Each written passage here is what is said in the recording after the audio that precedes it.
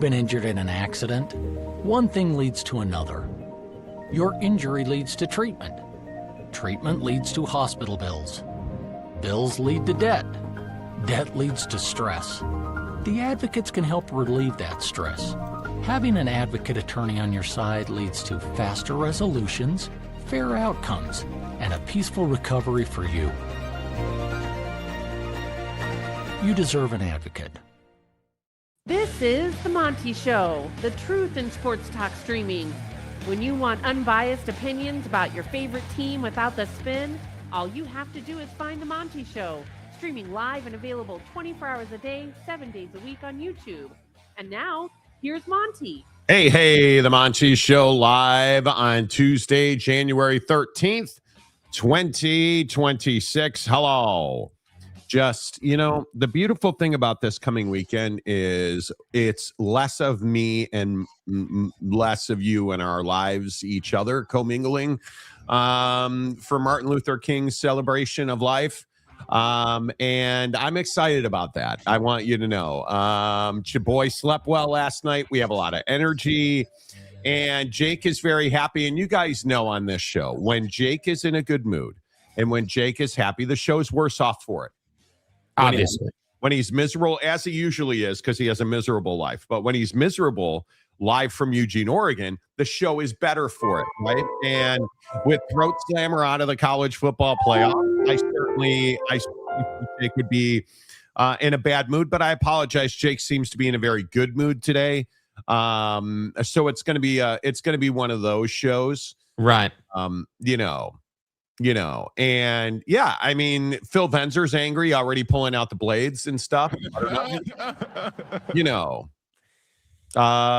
of Thailand, boys, the bottle got a hold of me tonight. Not sure how it's going to go. Maybe want to strap on the seatbelt. It's going to get bumpy. Okay. Well, okay.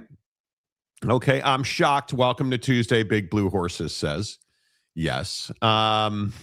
I don't even know where to start today here on the Monty Show, presented by The Advocates at theadvocates.com, the best injury attorneys in the business, 24/7, 365. And for those of us that are bathing in white light today,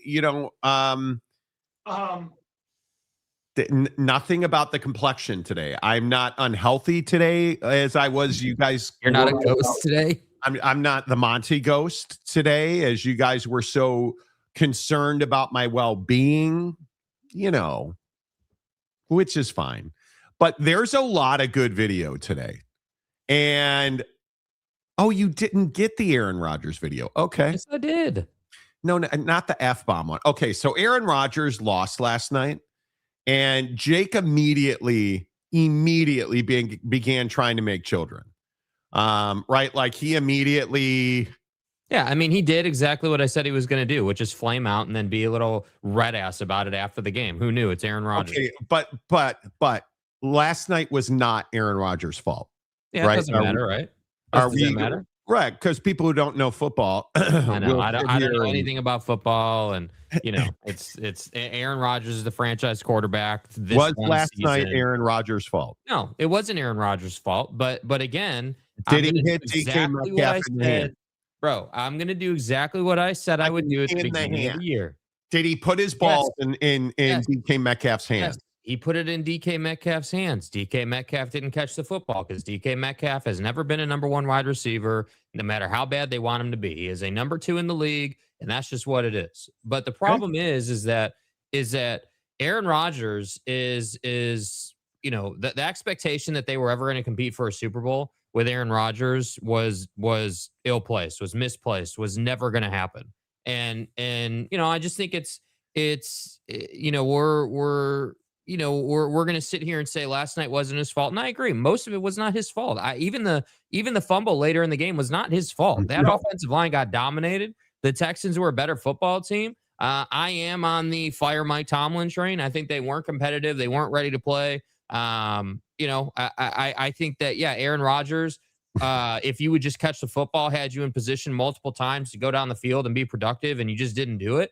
And I think that the concept or this idea of, hey, we're going to bring Aaron in for one more ride, and that's what's going to put us over the top, is a dangerous game to play if your wide receivers aren't going to catch a football and your O-line's not going to do a damn job. Like, and that's and so what frustrates me about Aaron though is it's like he's treating the media like it's some outlandish question to ask about how he feels about Tomlin, given that you just got your ass handed to you in the postseason as a team. Like being with Mike for a season about him. I've answered that a number of times. I've talked extensively about how I feel about Mike, and I just did in that fucking answer. So, thanks.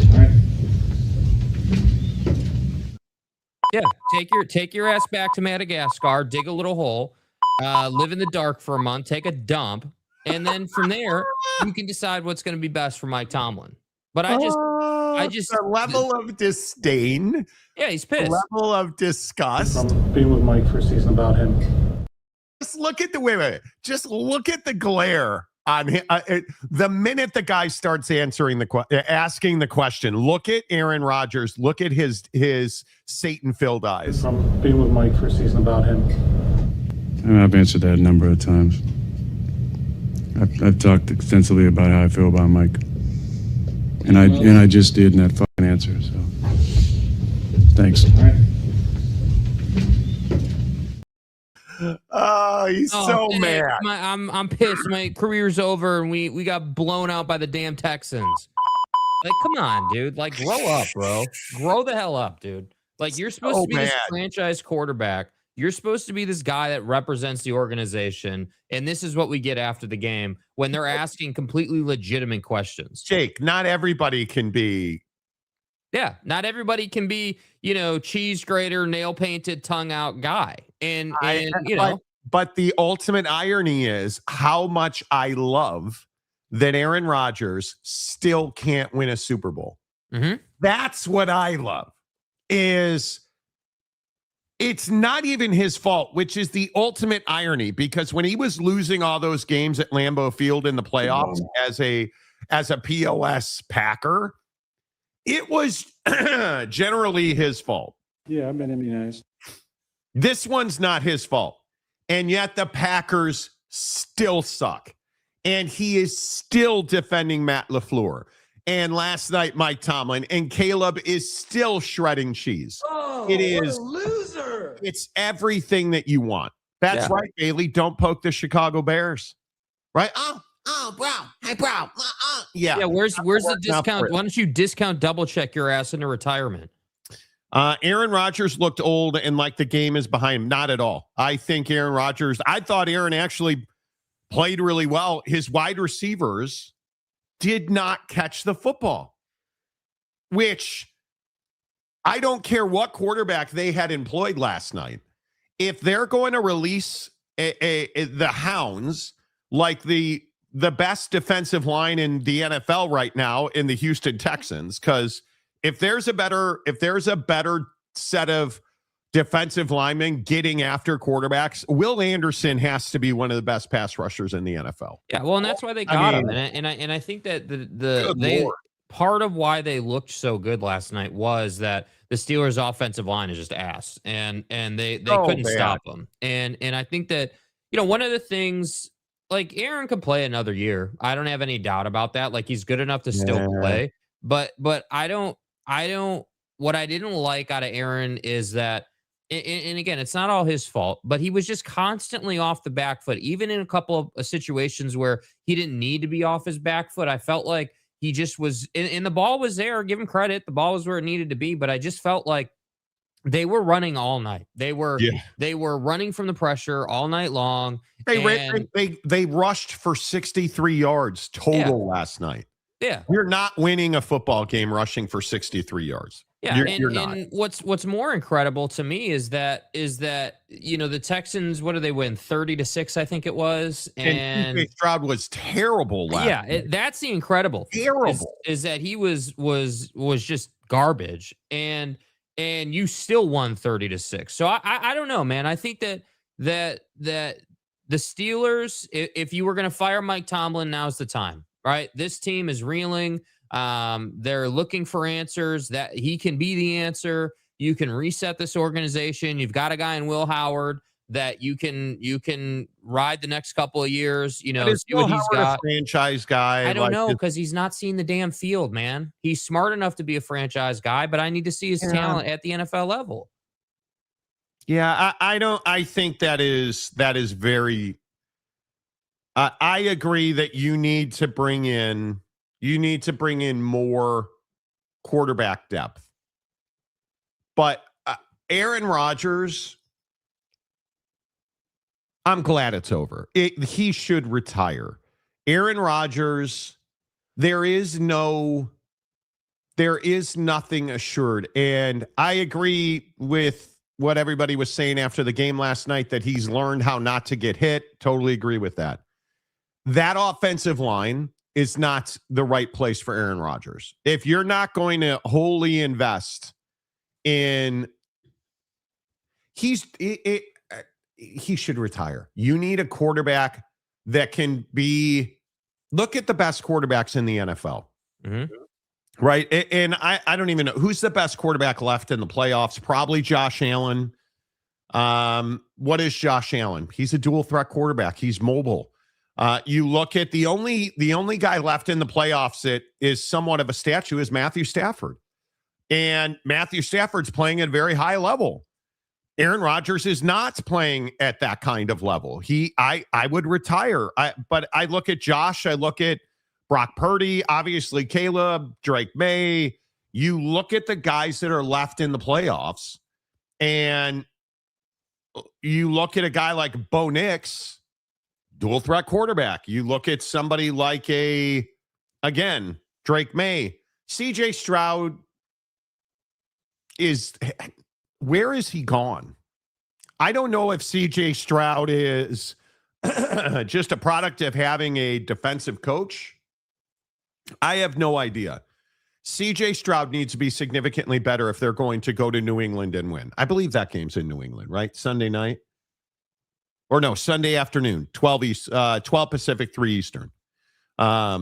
Texans at Patriots. So, and New England's a 3-point favorite there. Some of the lines in the playoffs, Bills at Broncos, Denver's at 1.5. Haven't played in 3 weeks. 49ers at Seahawks. Seahawks are 8 points. Totally get it. Rams at Bears. Rams are 3.5. Yep. Texans at Patriots. Patriots are 3. I'm a little surprised by the fact that, one, it is going to be Mrs. Monty and I almost went to Chicago this weekend. And if it's Bears and Seahawks in the NFC Championship game here in Seattle, you got to go to that game.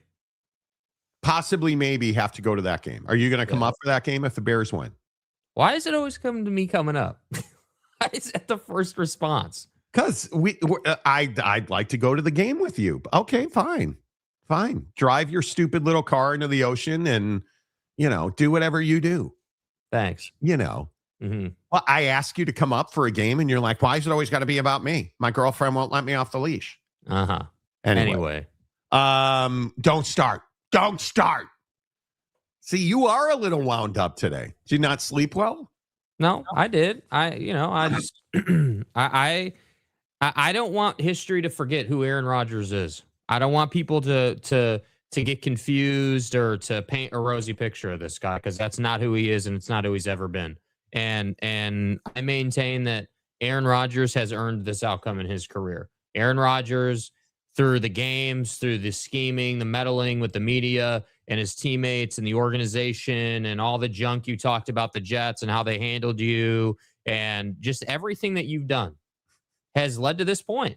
And it's defined his life. How you treat people is how your life's going to turn out.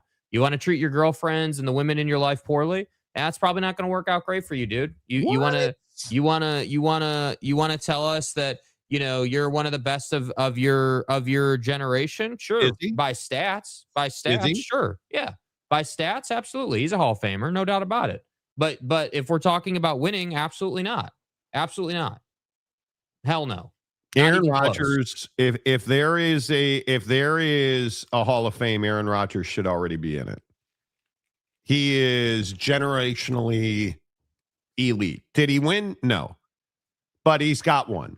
And that's what That's what it comes down to. He's got a championship. Aaron Rodgers is one of the best quarterbacks of his generation. And is he as successful as Tom or Eli or Peyton? Of course not. He's not well liked. He's not well respected. And I think that's the bigger issue, right? But is he Tony Romo? No. Right? Drew Brees is going to get more credit or more adulation because he's a nice guy. Aaron Rodgers is an asshole, so he's not going to get the popular vote, right? And he is. The sad thing is, Jake sent me one of those fake AI videos of Aaron Rodgers doing a post-game press conference and did not dump it into the system so we could play it because it was funny. He was talked about how he changed his girlfriend to a radiator and how they sprinkle ayahuasca on their cornflakes. Like it was good stuff. And I think the problem is it's a little too close to reality because Aaron's never going to be everybody's flavor. Yeah, he's just not. It matters if you're a good person, dude. It matters if you're a good human being.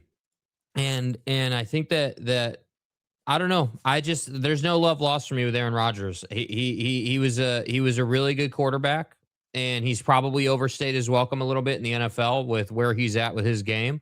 And this is the same thing that LeBron's doing with this patch and celebrating his time in the league. And it's like, okay, cool, man. Like that's cool. Like you're still like LeBron's in a better place than Aaron is. At least LeBron can put up 30 on any given night when he wants to. But he's even he's slowing down. So these guys that stay. And it's like, dude, have we lost the art of retiring on top? Have we lost the art of saying like, hey, like, I just won a championship, or we just went to the NFC or the AFC championship game, had a hell of a year, didn't work out, but dude, hell of a career, man. Like it's like the UFC fighter that won't hang up the gloves, won't just keeps taking a pounding just because they want to make money. Like it's okay to retire, man. Yeah. I don't think the Steelers move off Tomlin. I don't at this point. I mean, if you fire Mike Tomlin, you probably could hire any coach you want. It just doesn't. Why now? Why not now? You just got boat raced out of the playoffs. Aaron Rodgers is probably going to retire. You're going to have to bring in more quarterback talent. Let's not forget that obviously that's strong in my opinion. Well, what's not strong then? I feel like 10-7 with the year that they had, and it sucks that they didn't win a playoff game. That's not great. But I think the interesting thing is and I agree with SVP on this, I think said it last night. They're going to have to rebuild on some level. The money that the Steelers have spent on defense is untenable, especially when you give up 30 points to that quarterback. It's untenable. You have the most expensive defense in the NFL, and you just got shown what the best defense in the NFL might be. Yeah, and that's why I say like that's why I'm pro moving on from Tomlin, because Tomlin damn well knew the financial commitments. He knows what his team looks like. He knows what the expectations were, and bro, if it's not good enough with John Harbaugh, how is it good enough with Tomlin? If it's not good enough with some of these other coaches, how does Mike Tomlin keep getting a free pass? And I understand it's the Steelers. They're notorious for sticking with people, and I get all that. Okay, that's cool. It's a big deal to fire a football coach. Yeah, well, it is a big, big deal to fire a football. And I think we do it like it's no big deal. In the NFL, it is. Look at the teams who routinely fire head coaches: the Jets, the Bears, the Giants. They're not Browns. Good. The Browns. They're not good. It is. It's rough, man. And I think when you lose and you give up 30 points, and it's how you gave up the 30 points, the defensive touchdowns, the fact that what did CJ Stroud have, 3 turnovers or something like that? Like, to have that many turnovers and lose, that's a problem. right? Like that's a problem. You can't do that, and yet you did. Right? I mean, I think C.J. Stroud fumbled 5 times and lost 2 of them. That's wild to me. And he won the game. How do you like, you look at some of the numbers in this game? Like, C.J. Stroud should have been the reason you lost. Right? And then never mind the Sheldon Rankins, scoop and score, or I think it was Bullock who had that topper, the interception at the end of the game. Like, you got embarrassed. So I could see it both ways. If they fire Mike Tomlin, I wouldn't be surprised. I would not be surprised. It just, I think it's a huge move to do that. It's a huge move. Can we yell at Jake for not committing to go to Sweet Home Chicago? Well, it's not even Sweet Home Chicago. It's Seattle. If the Bears beat the Rams and Seattle beats the Niners, it's Bears and Seahawks in the NFC Championship game. Jake doesn't want to go, is what it is. Is Tomlin a Hall of Famer? Yes. I don't think there's any questions. The Texans defense is who scored the points, but I get it. They only scored half the points. You still would have lost. What was the final? 30-6. You still would have lost 16-6. I mean, you got beat. Hold up, Monty, as a Browns fan. Where if you are the Cleveland Browns, where do you go for a head coach? Because I'm hiring the best quarterback guy I can get, which is Mike McCarthy. Right? I'm hiring the best quarterback guy I can get. Yeah, I mean, I think that, the Browns, that's a whole different can of beans. I mean, that's you're talking about an organization that has no idea how to build a roster, don't know how to properly spend their money. It would help if, you got a quarterback guy who could develop Shador. Absolutely, that would help. That's a playoff team. You understand that. If you have any kind of offseason, that's a playoff team. I think you need a much better offensive system that has clear direction. And I think because their defense is already good enough to be a playoff defense. It's already a playoff defense. The issue is cohesiveness and execution on offense. And you're 11 rookie quarterbacks on the roster. Right? You need to trade Dylan Gabriel. And at this point, is there any question Shador's their best option going forward? I mean, Deshaun Watson is not an option. Dylan Gabriel has shown you he can't play at this level.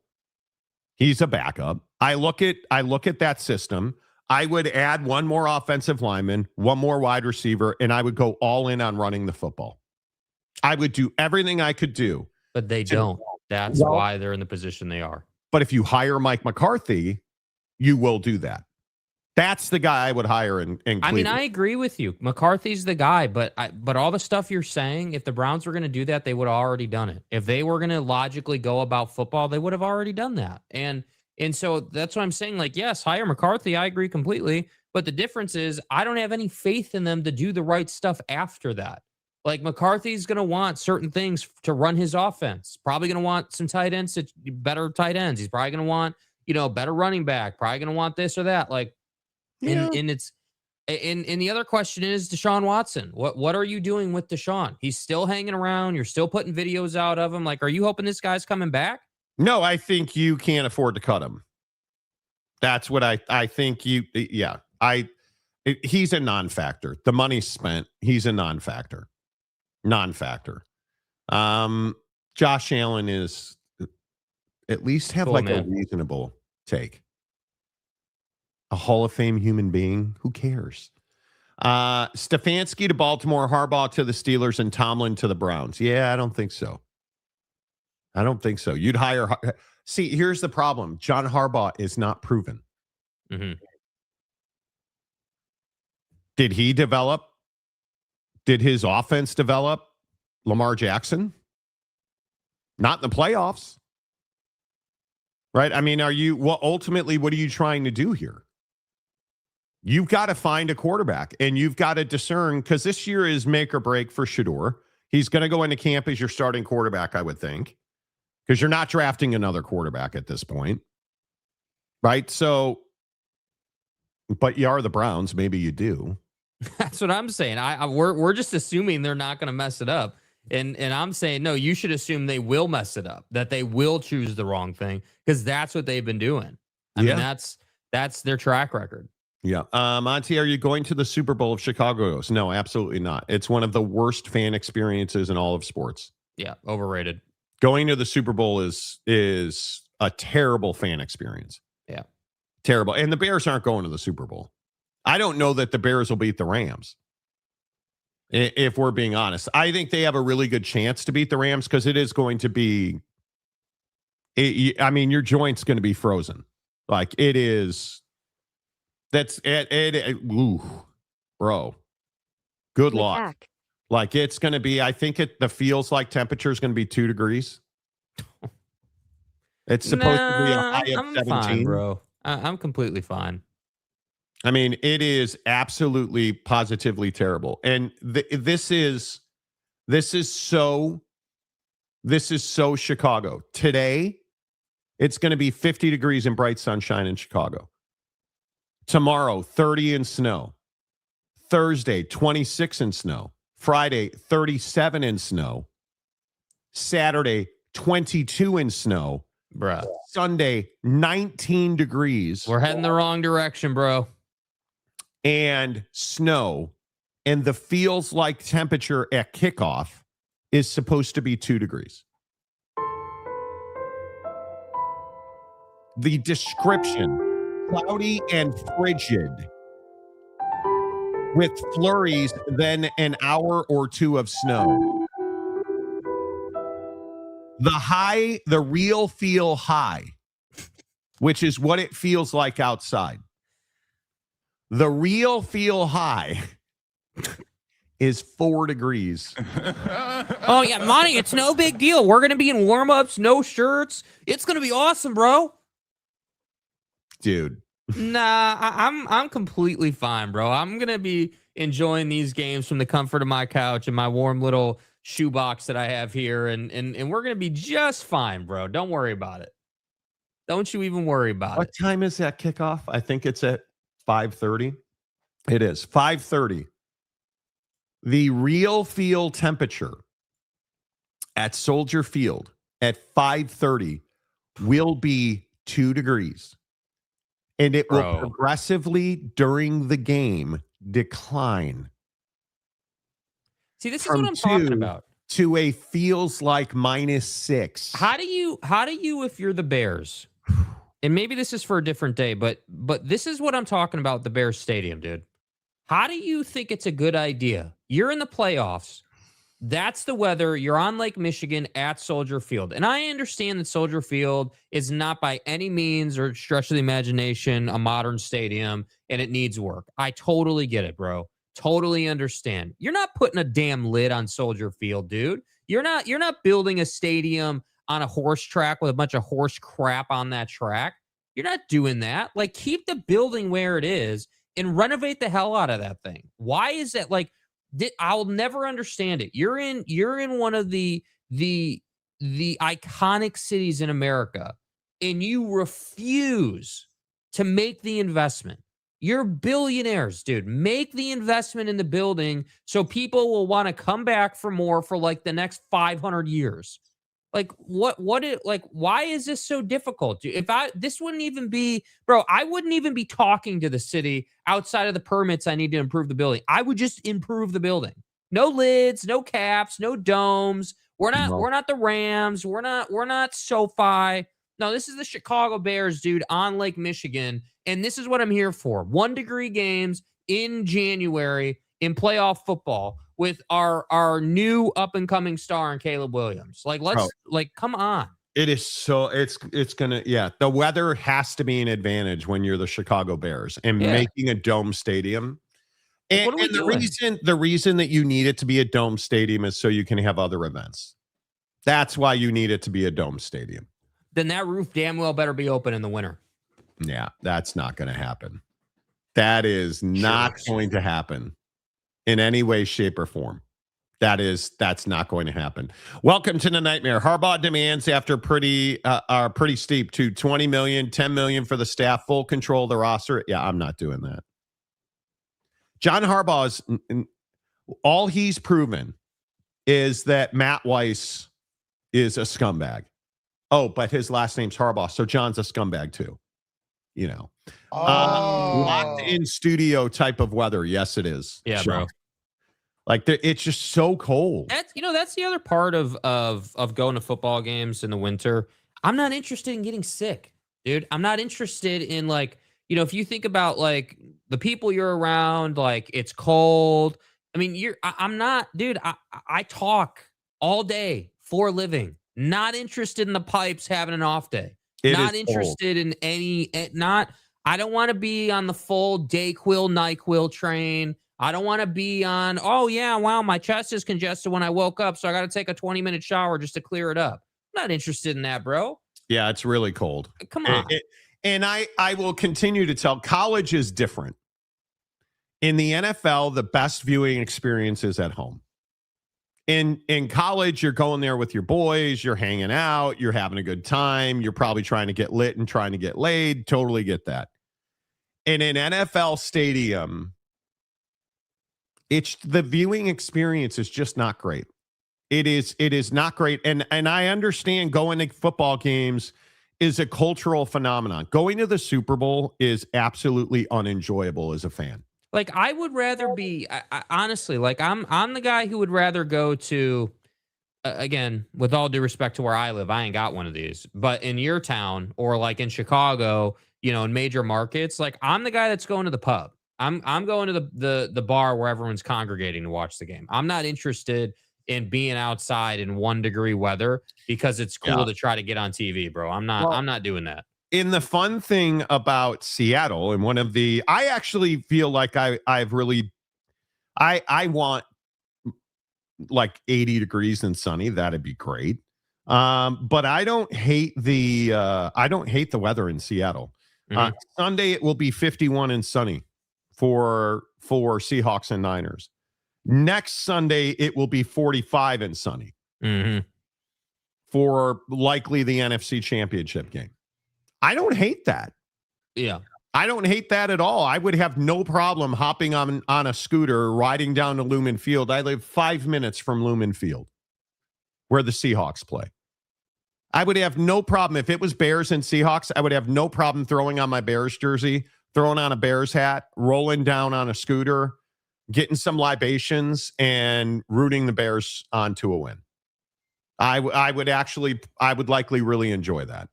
Yeah. But I'm not going to feels like -6. Not doing that. Nah, I'm fine, bro. I'm got to get to Michigan here in a second, but doubting Timothy, I think the Bears will win it. It's the Seahawks. You should worry about that, buddy. Only Josh Allen can kill a Seahawk. What are you talking about? What are you talking about? I guess Michigan is okay now that Harbaugh is gone. Phonies. Dude, you guys are we need to get into this, dude. Let me understand this before we get into Whit talking and Bryce Underwood and the minutia of the program. Utah fan is so pissed off that Kyle left and went to Michigan and like all of your roster, all the guys who were contributors went to play under him. Why is this Whit's fault? If Whit was such a good coach, why were you guys so in a hurry to move on to Morgan Scalley? Look at this. Like, what are we doing here, dude? What are we doing here, dude? Like, what is this? You guys criticize BYU fan for going on Cougar board and complaining and melting down and all of that, and you putting stuff like this on the screen? Come on, man. Like, have some class about you, dude. Like, look at this. Like, this is the best thing. This is all you got. This is the best you can do talking about Kyle Whittingham. And I've seen How many people be like, oh, Kyle Whittingham is a snake. He's stealing everything.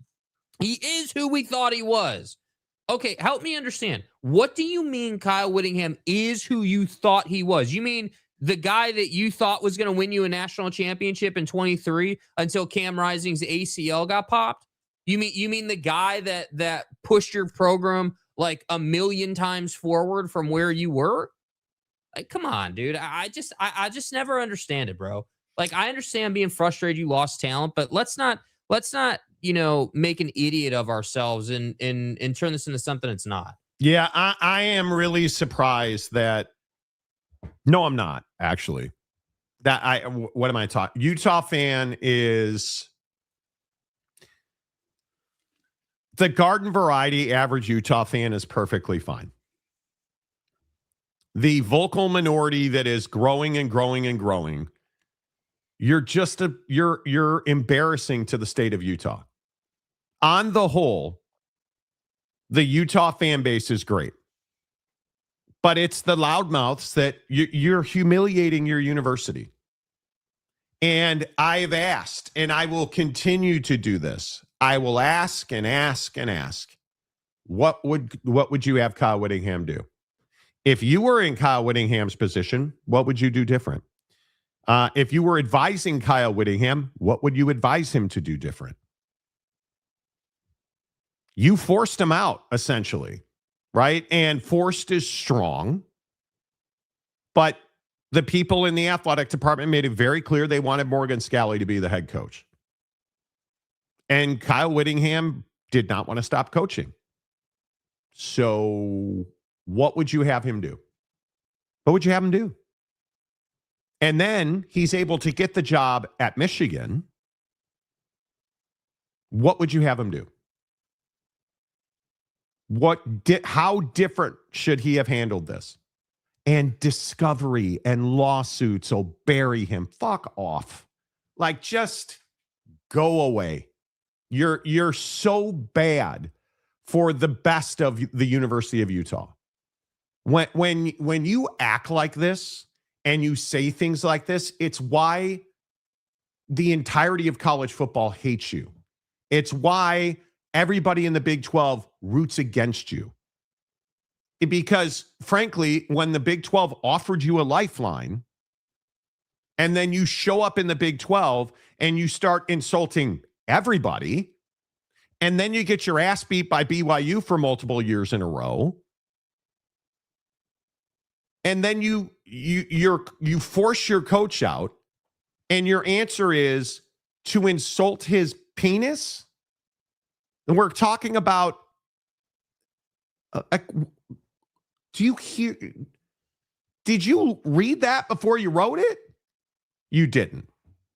You did. Like, did you want him to just go sit in a recliner, put a blanket on, and fall asleep? The guy wants to coach. He wants to continue to work. What would you have him do? I don't understand that. And then it's stuff like this. Okay, I'm just going to ask again. What proof do you have that he tampered with anybody? And what proof do you have that he went outside the system? That he broke any rules? That he said, publicly saying he won't tamper and lying about leaving the program in a good spot. So he didn't leave Utah football in a better spot than he found it. I would say he did. What did you expect? He not only brought you from the Mountain West to the Pac-12, from the Pac-12 to the Big 12, he took you to the Rose Bowl multiple years. He put a ton of dudes in the NFL. You've made a ton of money. What do you mean leaving the program in a good spot? The program left him. He didn't leave the program. If it was up to Kyle Whittingham, he'd still be the head coach at Utah. So again, I ask, explain to me, what would you have Kyle do differently? It's the question that no Utah fan can answer, because you're upset that he took coaches and that players got in the portal and now are playing at Michigan. So let me get this right. If you were a college football player and you could play at Michigan or you could play at Utah, just on its face, okay, we could talk about scandals. Okay, great. Just on its face, you would play at Michigan. You have more resources, more money, and I know this is crazy. You have access to the national championship in what is a far easier path to get there than you do at Utah. It's as simple as that. Like, what are you talking about? Leave the program in a good spot. He left it in a good spot to the point where the pitch to him was, you have left your legacy intact. The program is, like, they straight up said to him, we feel like the program is in a place where the transition would be easy. From Kyle Whittingham to Morgan Scalley. We feel like now is the right time to transition. So what would you have him do differently? Like, it's saying something like won't tamper. So you're saying that he told Daly, that he told all of his guys, hey, I'm going to Michigan. Let's go. You're coming with me. And you have no proof of that. But is it so shocking that a guy like Kyle Whittingham, who is, and no matter what loudmouth, uneducated Utah fans going to tell you, Kyle Whittingham is a top-class human being. Don't listen to the vocal minority, the loudmouths in the Utah fan base. Kyle Whittingham is a top-class human being. He is the exact guy that you want to hire for your program. Because you're never going to worry about an NCAA violation. You are never going to worry about off the field. You're never having to count the butter knives in the kitchen drawer. Like, this guy is top shelf. And when it comes to the way he treats other human beings, I don't know, like football players, they love the guy. And then he gets a job at Michigan, and you think, especially on the defensive side of the ball, you think it's out of this world and he must have cheated. Bro, it's Michigan, and your mentor as a football human being, Kyle Whittingham, is now the head coach at Michigan. in a time when something called the transfer portal exists. And not only that, but Jim Harding's going. Oh, I can't believe Jim Harding's. How dare he? Okay, so because this was the narrative when Jim Harding left to go to Michigan. Jim Harding and Kyle Whittingham have a decade-long relationship. Jim Harding's not there for Morgan Scalley. Morgan Scalley's got to find his own guys. He's a new head coach. You think you're just going to leave every staff member in place and you're just going to plug in Morgan Scalley? Do you think that's what Morgan Scalley wants? How do you even know he wanted Beck? How do you even know he wanted to keep any of these coaches? That's you don't think through what the practical application of college football coaching is. Oh, Kyle's a shitbag. He's terrible. What a terrible human being. Do you have any idea how this thing works? Do you have any idea how difficult it is to get a job on caliber alone, like the University of Michigan, where you have all the resources, all the assets, from tutors, human infrastructure, training staff, medical staff, you name it. Every human being possible that you could need in place to facilitate winning a football game. Those guys are all there in triplicate. The training table, the food, the quality of the food, the quality, all of it. The tutors, the equipment, the facilities, the sponsorship operation, the sales operation, the ticket sales operation, a historic stadium. Everything you need. Obviously, a fan base that's blind to reality at Michigan. Everything you need. And he's supposed to say no to that because it would upset you if he went and coached somewhere else. Come on. You're being ridiculous. Yeah. You're being ridiculous, man. Like, it just is not just is not normal. And this is what and again, this is what's wrong in the state of Utah. Kyle Whittingham is football in the state of Utah. He's been there forever. Look at the staff at BYU. Those are all Kyle Whittingham guys. Morgan Scalley doesn't happen without Kyle Whittingham. And my belief is, and I can tell you, talking to people at Utah, they didn't disagree with me. My belief is all these vocal fans are terrified that Morgan Scalley ain't that dude. As they should be. Because now you're back at ground zero. You're having to rebuild the head coach. You're replacing a head coach. You're replacing a staff. And now you've got to go out and recruit and portal a lot of talent. And next year is going to be an incredibly difficult year to win football games in this league. And this is going to be a year where Iowa State is not a factor. My guess is BYU, who has had a really good portal cycle, my guess is BYU and Texas Tech will again be at the top of Big 12 football. Is BYU fan bitching about Jay Hill going to Michigan? I haven't seen a lot of that. I think BYU fan feels like they caught a ricochet. They caught a stray. It's, you know. But again, you look at everything that happened at Utah. Kyle Whittingham, if you said to him today, hey, why don't you come back to Utah and be our head coach? He would say yes. Pretty certain. I would put it at 75, 80%. He'd say yes. He never wanted to leave. He never wanted to leave. And it is disgusting to me. It's stuff like this. Oh, one day it'll come out. Not quite yet, but I fully expect stuff to get out. You have no idea what you're talking about. Cougar board guy. Right? Like, you have no idea what you're talking about. Like, you have no idea what you're talking about. And to call Kyle Whittingham F-Wit forever, what are you talking about? I don't understand why people do this. Like, something happens to your team or your football program, and your immediate reaction is just to make it personal with Kyle Whittingham in this case.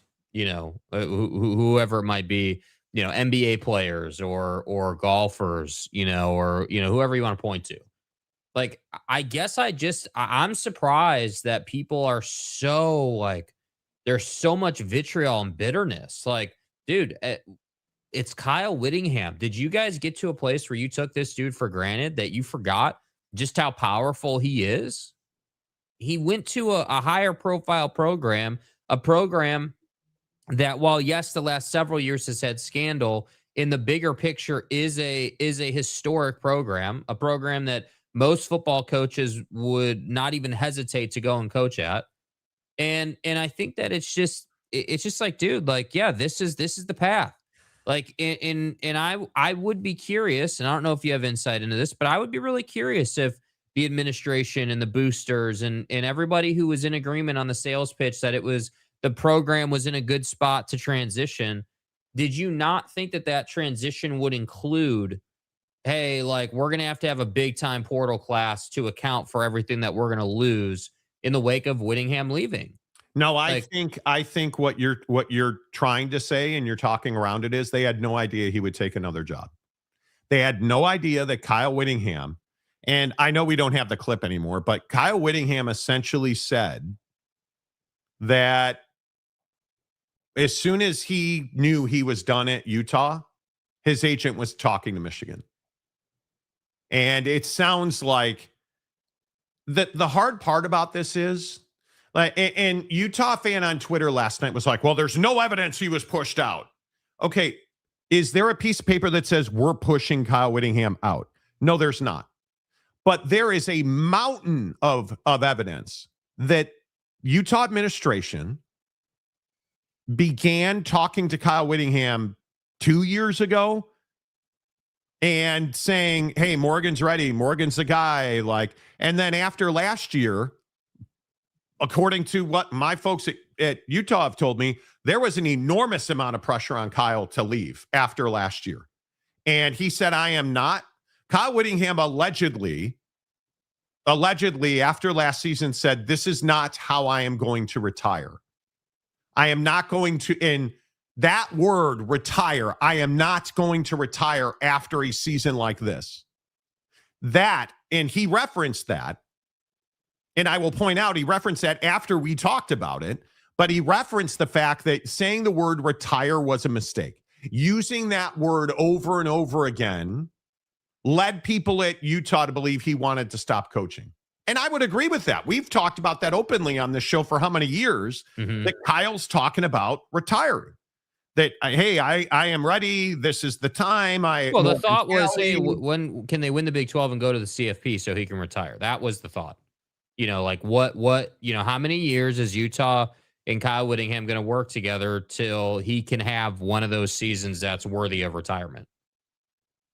I would agree with that. And much to Marcus's point, this is your girlfriend breaking up with you. And the worst part is when she breaks up with you and then immediately is going on dates with other people. Yeah, I disagree with that. This is you saying to your girlfriend that you want to be with someone else, and then you got that other person and you're with that person and now you instantly regretted it. And then your girlfriend went and is now dating like the star of the football team. But see, I don't think they regret Morgan Scalley, nor should they. Well, they're going to, in my opinion, but they don't right now. Right, but nor should they right now. I think Morgan's got a chance to be an excellent head coach. I think the climb is going to be steep. I think it's going to be very difficult for him to compete at the same level that you would have competed at with Kyle Whittingham and everything remaining status quo. Because that offense last year was just scraping the surface. And the hard part is now you have a guy in Bryce Underwood, who we're going to talk about in a minute, who seems like it's all been explained why he was ass last year. Right. And now it's going to be tough to watch Kyle Whittingham, because I think if all of the chips fall, Kyle Whittingham's probably going to be in position to compete for a Big Ten championship because they have a lot of talent. And his staff, as I have told you guys on this show for years, Kyle Whittingham has an elite coaching staff. And much of that staff is now in Ann Arbor. It's going to be really difficult for him not to be top 2 or 3 in the Big Ten and not to be in the college football playoff. Yeah. Because when you listen to Kyle Whittingham now, and let me get some comments before I play with, because I want to hear what you guys have to say about this. But, Brandon Butler, a member for 36 months.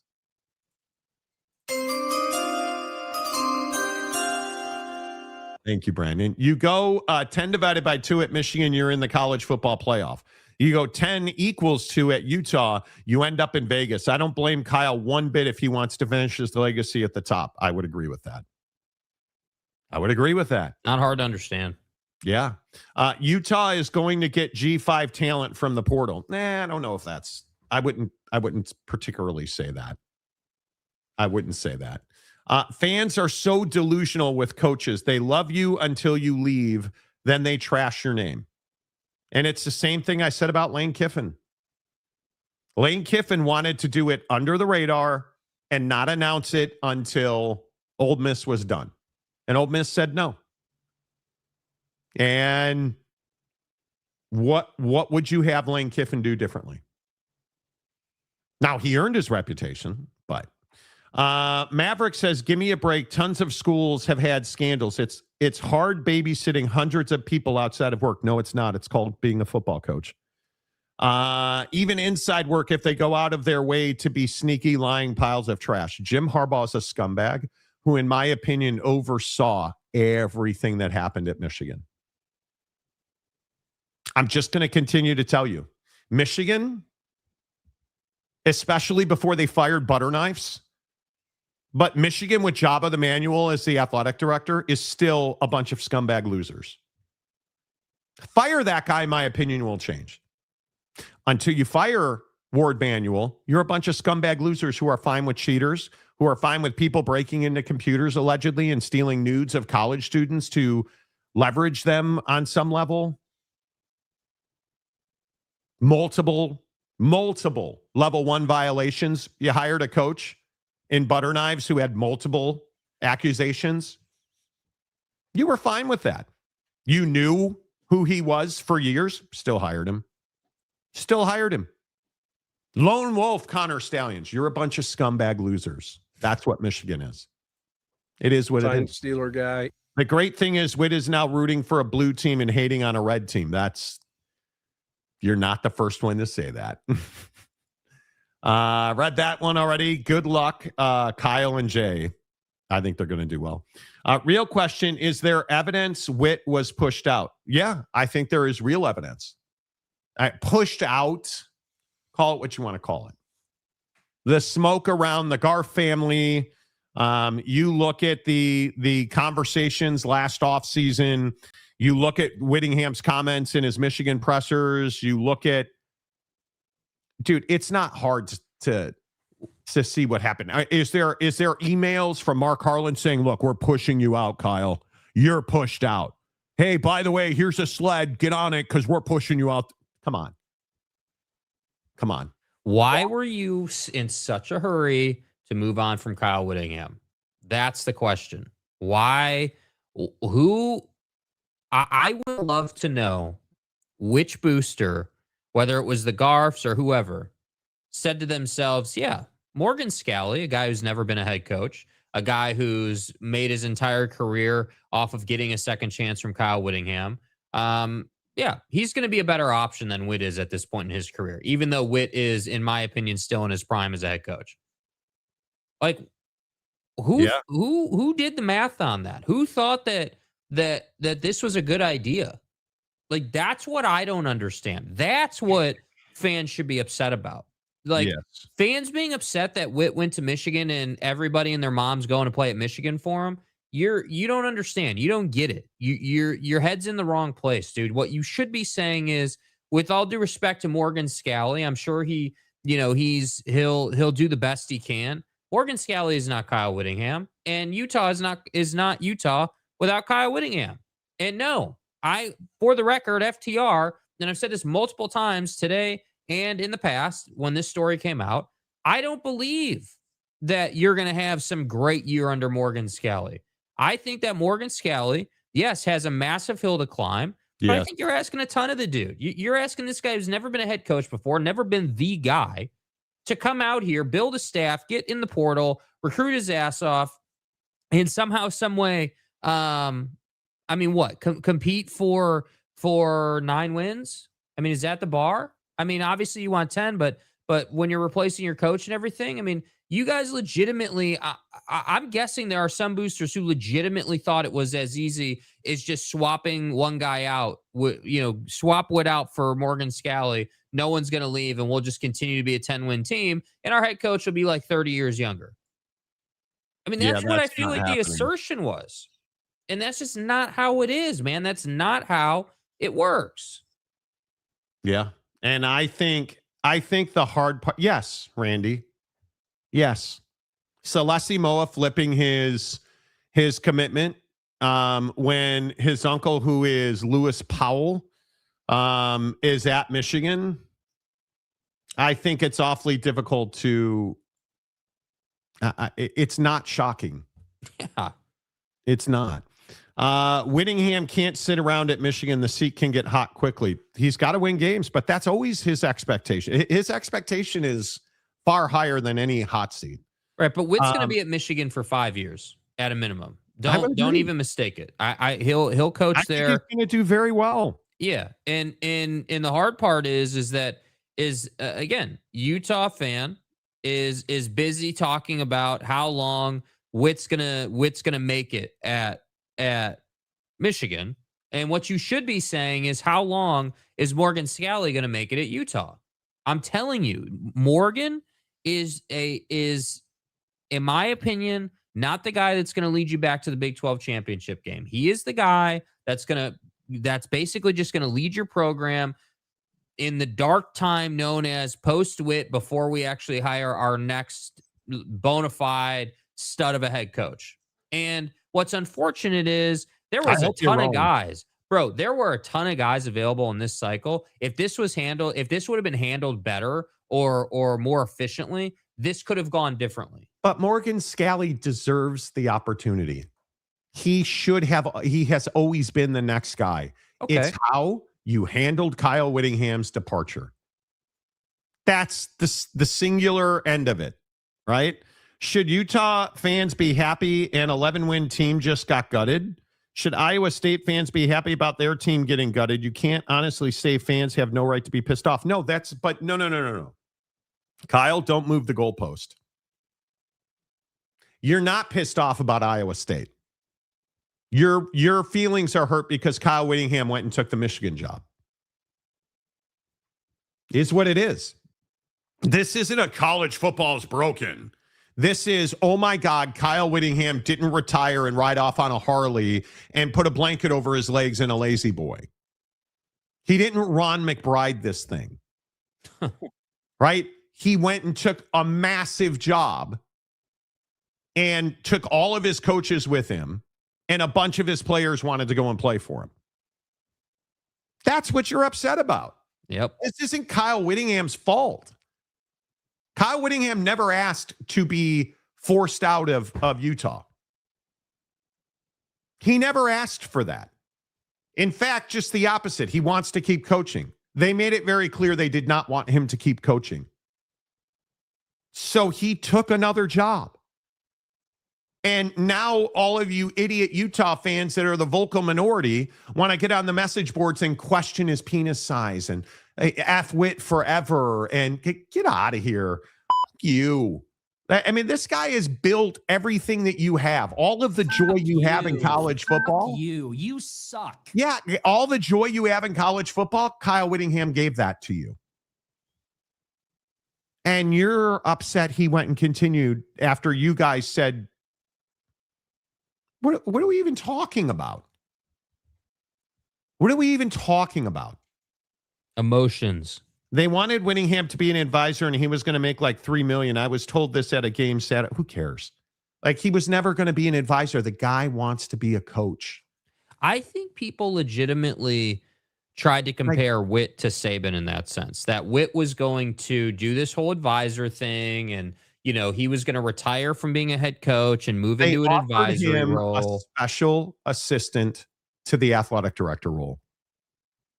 And he was never going to, Kyle Whittingham wants to coach. Bro is a competitor. Do you guys understand that? Like, the dude wants to win. He's not just interested, he's not interested in being the Kirk Ferentz of head coaches, where you're just coaching and you're getting paid and, oh man, hell of a team over there, and gosh, all the respect in the world to the other team and their play. Like, he's not interested in that, dude. Like, what he's interested in is hating Ohio State. What he's interested in is beating Ohio State. What he's interested in is going to a national championship game before it's done for him. So I don't know. I'm a little burned on sports fans in Utah constantly being the victim in situations. Like, no, it's not even the victim. It's being okay with debauchery until it comes back to get you. It's Ryan Smith in the Delta Center.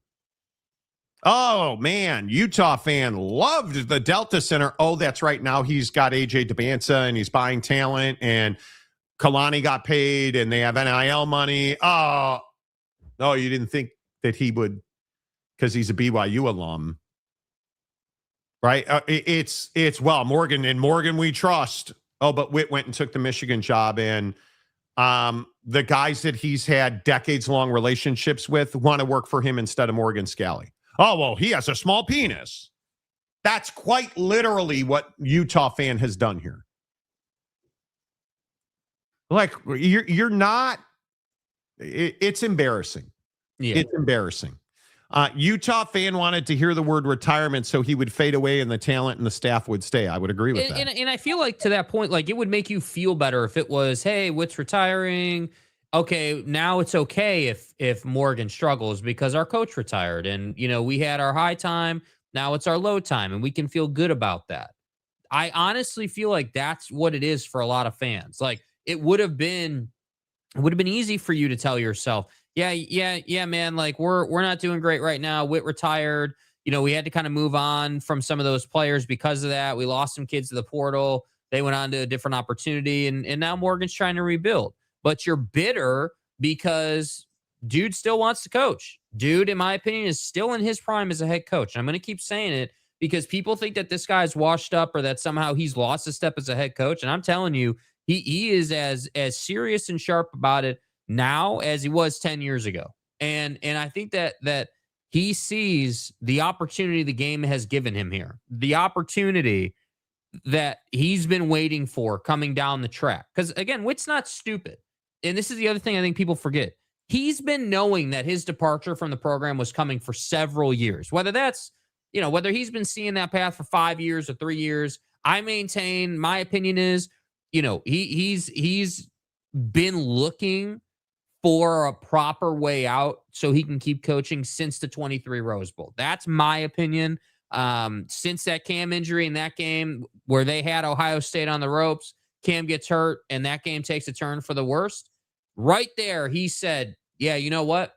I got to get to a bigger program. I got to get to a place where I can have more talent, more access, an easier path so I don't have to be in this situation. And so things worked out, right? A couple years go by.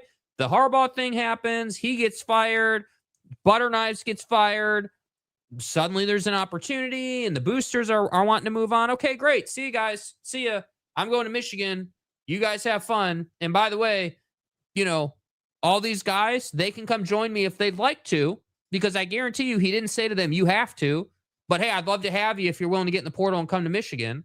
And that's why you're seeing all these guys go, because they want to play for their guy and they want to win a natty for him because they know where he's at in his career. And there's nothing wrong with that, bro.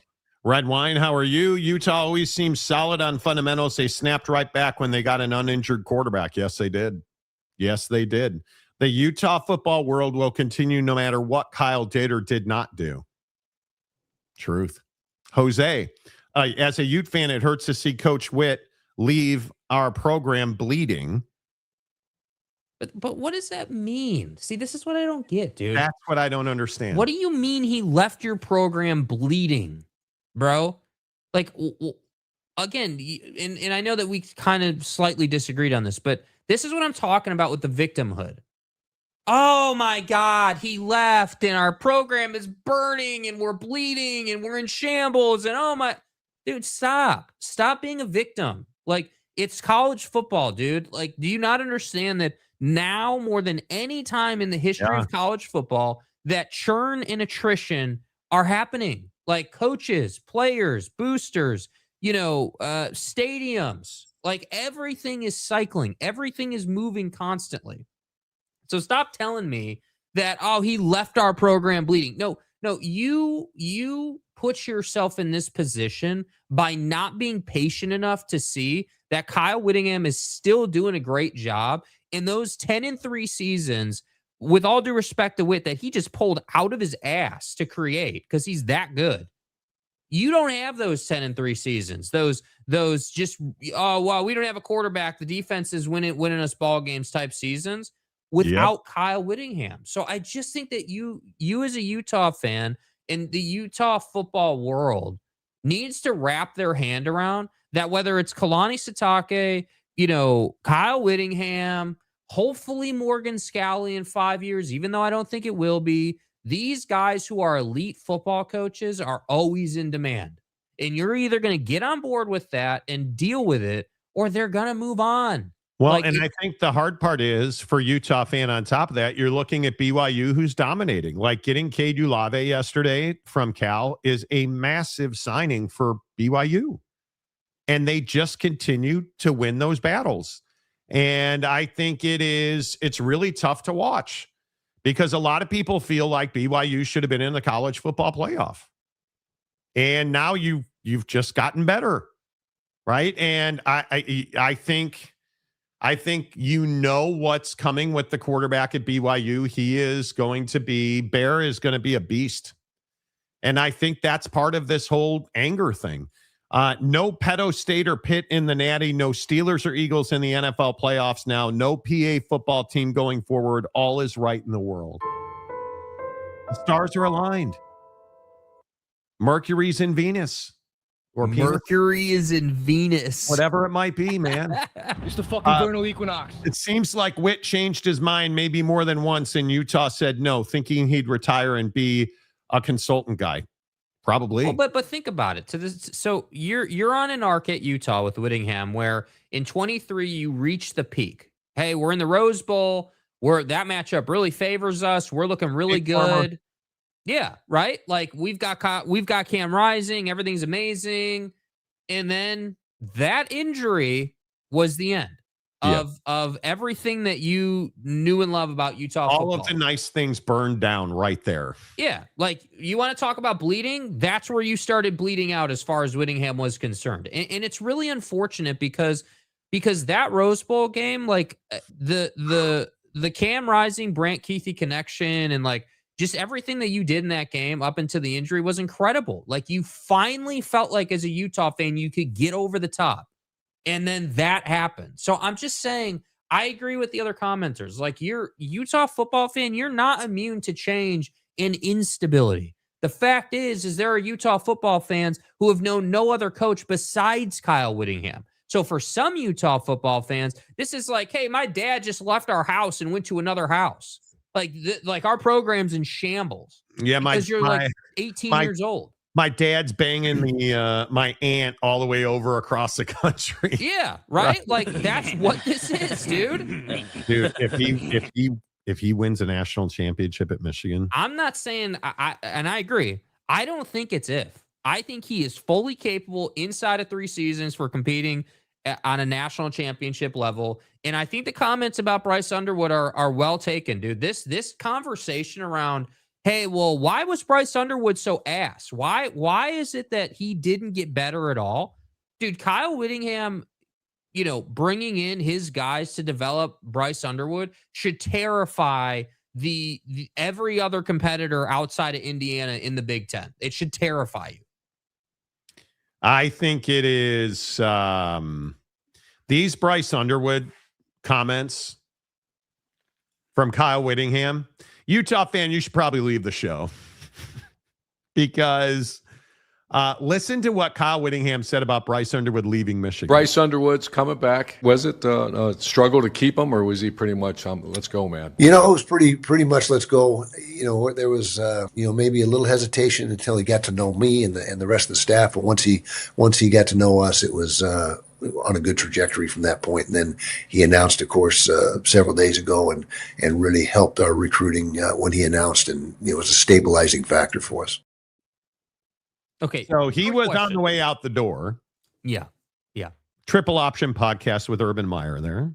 Can we get somebody, just sidebar, can we get somebody to stylize Kyle Whittingham's glasses game a little bit? Can we get dude to improve that just a little bit? Okay. Like so not a lot. Borrowed your grandma's glasses. What is the problem with it? Yeah.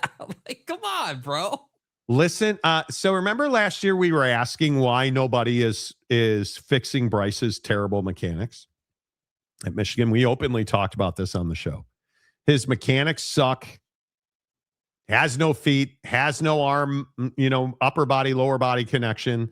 Grandma's glasses makes a really good point here. What happened with his development? First of all, from what I understand, there was no dedicated quarterback coach working with him on a daily basis, which has to happen. Wow. I mean, there's some things in the throwing mechanics and just things to smooth out in his fundamentals and technique, and we're already got a good start on that. And Jason Beck and Coy Detmer, outstanding quarterback developers and coaches, and so we're already going down that path. He's the whole package. We just got to get him refined. Whoa. Dude. Did Grandma's glasses just say Did Kyle Whittingham just say that Butter Knives was not coaching Bryce Underwood daily on mechanics? Cold-blooded, clean, methodical, and thorough. How is that possible? That is the basic tenet of a football practice. Your quarterback coach takes the quarterbacks and they work on mechanics for the first 20 minutes of practice every single day. It is what it is. And then when practice is over, what do you, at any college football practice you go to at least twice a week, what do you see the quarterbacks doing? Throwing. Footwork drills where they're holding the football, running around cones, running through ladders, and then there's like a net or a bucket. They're going to run those forward, backwards, laterals, and then they're going to complete a pass to end the drill. And if they don't complete the pass, which is to say hit the target, they got to do the drill again. Over and over and over to connect your feet and your arm, your mind and your body. And they were not doing that under Butter Knives at Michigan. How is that possible? And am I the only one who thinks that's awkward looking at Kyle Whittingham in a Michigan shirt? Well, Michigan here is playoffs. I mean, you got to get to the playoffs. That's our expectation. That's my expectation. You know, Big Ten championship. Obviously we'll get you to the playoffs, but if you can get to that 10-win mark, that usually is a pretty good indicator that you will be in the playoffs, especially when they expand, which is going to happen at some point soon. And so that's the bar. I mean, the University of Michigan. How can it be any different than that? And just to be clear, do you dislike Ohio State, or is that something you have to learn how to do? I do now, I guess, but like I said, I followed them for quite a while. Me and Urban were on the same staff at Utah. I was his defense coordinator, so there was a real tight bond there, and I followed his career and obviously stayed in touch throughout the course of his career and had great success there. But now I'm on the right side of the deal now. So. And then he kicked you right in the balls. And he said, Urban and I are real close. You're so fun. Right. Yeah. Like, I mean, Yeah, you are. This is the guy you forced out at Utah. That's what you should be upset about. That's what you should be upset about. Utah fans, sorry you're not entitled to ongoing stability after 20 years of it. Nobody else is. Well, true. Well, see, that's what I'm saying, dude. Like, you're not immune. Look at Mario Cristobal. Is this not the perfect example? He left the ultimate stability job and pissed off Oregon, and now he's playing for a national championship at Miami. Maybe being comfortable isn't the best route to a national championship. I'm not afraid to die. Right? Like, wild. Never should have pushed him out at Utah. Nope, not at all. Most of the group crying are younger fans that have been spoiled by living through the Witt dynasty. At 62 and a lifetime of Utah football, I will forever be grateful for having the last 25 years. See, that's what I'm talking about, Randy. Amen. You have that perspective, though, because you've seen him for the last 25 years. These Utah football fans who have only known Witt as their singular head coach and have only known a Utah football program that's been pretty successful in terms of winning the Big 12 and like competing for the Big 12 and certainly the Pac-12.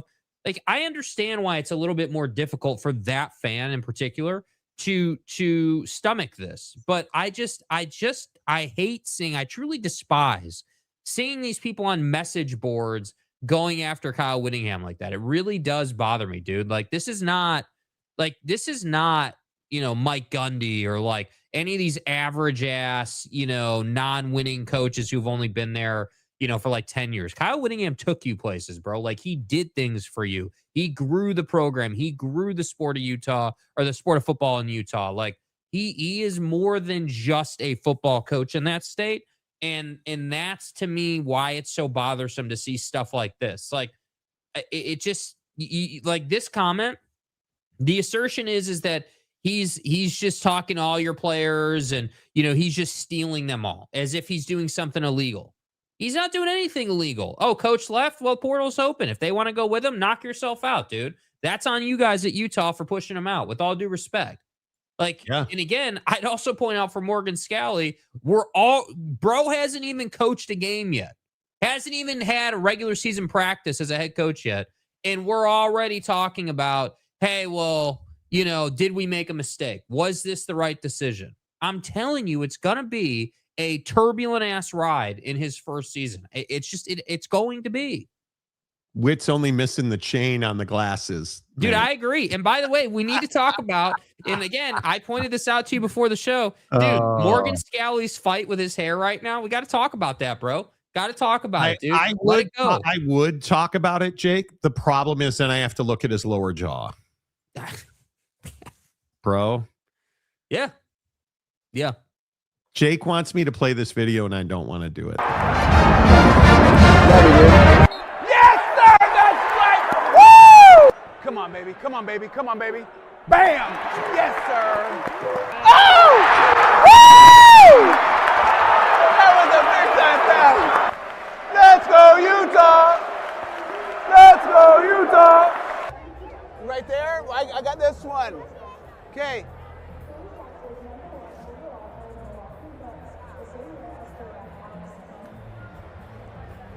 There you go. You're awesome. What's up, you guys? Dude, give it up. Just James Franklin that thing and let's move on, dude. Give it the hell up, bro. I can't, since you guys went full look at that jawline last week, I can't not look at Morgan Scalley's jawline. Yeah, and again, no, not passing judgment on dude personally. Just from what I see, there's definitely some improvements that we could see take place. I hope he dominates. I hope he does really well. I hope he does really, really well. Mm-hmm. BCGs in the military, when they gave people glasses, they were called BCGs, birth control glasses, because they look so bad. They were not going to get any action. Okay. Red wine. Big should take Miami, Houston, and replace Northwestern with Notre Dame. 20 teams and a footprint in Florida, Texas, and SoCal. Okay. Different day, bro. Okay. Even Mike Gundy worked with his quarterbacks daily. Dude, bro. Why are you talking about Oak State? Shut the fuck up, Donnie. Like, why are we talking about Gundy? Why are we talking about Oak State? You're a horny TCU fan. Sean the Hammer, I've got the flower case for those guys. That's what I'm saying, dude. Someone needs to stylize, bro. Dude needs to get on the Warby Parker routine, dude. I've got the flower case. Oh, my God. Plus, Houston has the number 4 TV market behind 3 top ones Big has. Yeah. Yes. Yeah. Mm-hmm. The eye patch. Is Coach Whittingham doing something that upsets you? Fans? Stop. Boyd Lake. Here's another perspective. BYU fan was all bent out of shape and upset at Mark Pope for leaving for Kentucky and taking players. Then BYU hired Kevin Young. No one's crying now. No, Ryan Smith hired Kevin Young. Just I just want to thank you for and he hired AJ Devanza, but Devanza. Excuse me, Devanza. Yeah, Devanza. Yeah, it's hysterical, but that's what's happened at Utah. Big Daddy Magic, who hates BYU and hates BYU fans, is now all in on AJ Devanza. Come on. Serial killer jawline and missing hair, but he is the Utah head coach. You take the good with the bad. And there you have the facts of life. Yeah. Right. You take the good, Listen, Mike, the bad. if he had a beard like you, I wouldn't be commenting on the hair on top of his head. Life. The facts of life. Jake doesn't even know what that is. The jawline is now all I see. All of it. The entirety of it. Cannot unsee it, dude.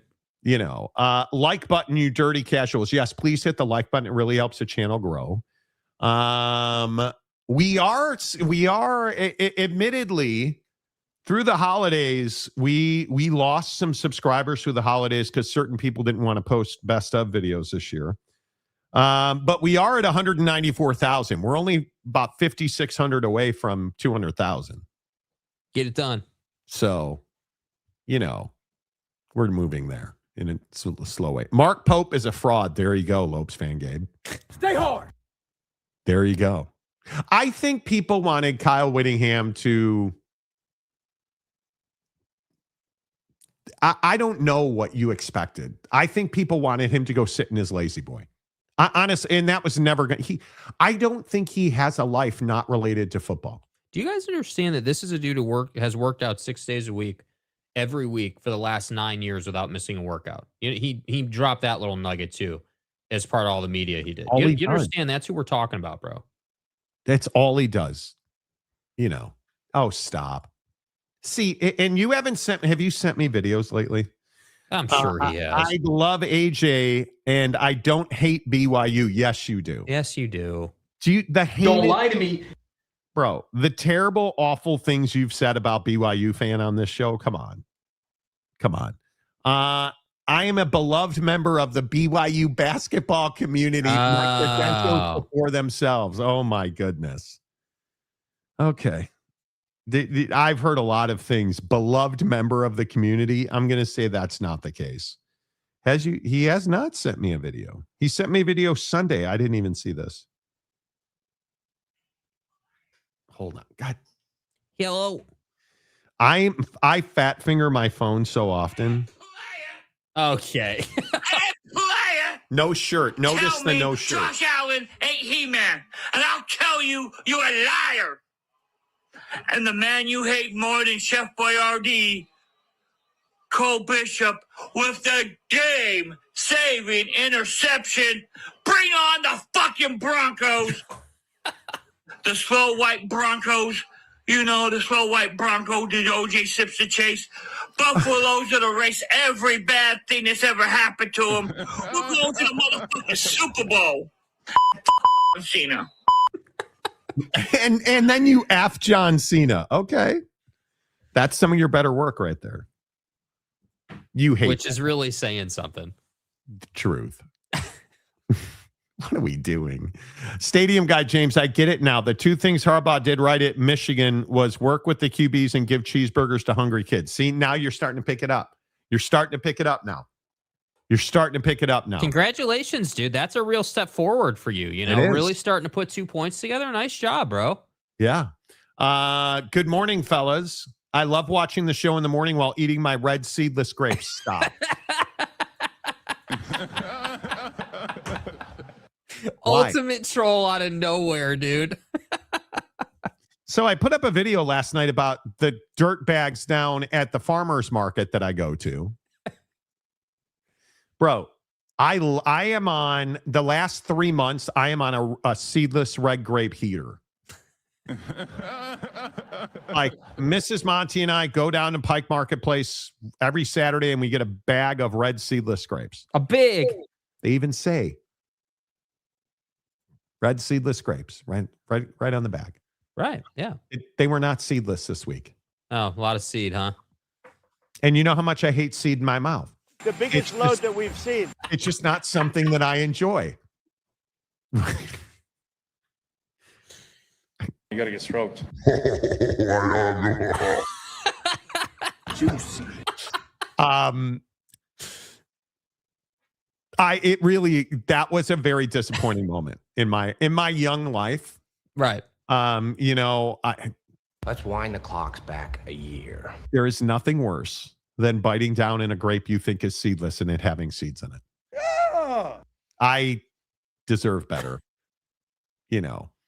Moose Go Blue. No, this should be good. They need to call this the Michigan Show because that's all you guys talk about. We haven't talked about Michigan in a really long time, but thank you for being here. What is this Chef Boyardee hate talk? Yeah, who hates? I was going to say that, but who hates Chef Boyardee? Because I'm not sure that person exists. It's not me. You give me a can of Chef Boyardee off the shelf, I'll pop the top and go to town, baby. Like cold, unwarmed up, pasty. Dude, savage. Man, I miss there are certain things I miss. I miss a good diet Dr. Pepper and wings. No doubt about it. Oh, you don't eat wings anymore? Not a lot, no. Well, look what happened last time I ate those wings from Costco. Those weren't wings. Those are drumsticks, the big ones, and you let them rot in your fridge for 2 days. No, they were cooked. No, friend. I ate that. They were so good. The garlic pepper wings or the garlic pepper drums you get off the hot case at Costco. I love those things. I think I told this was in October. Mm-hmm.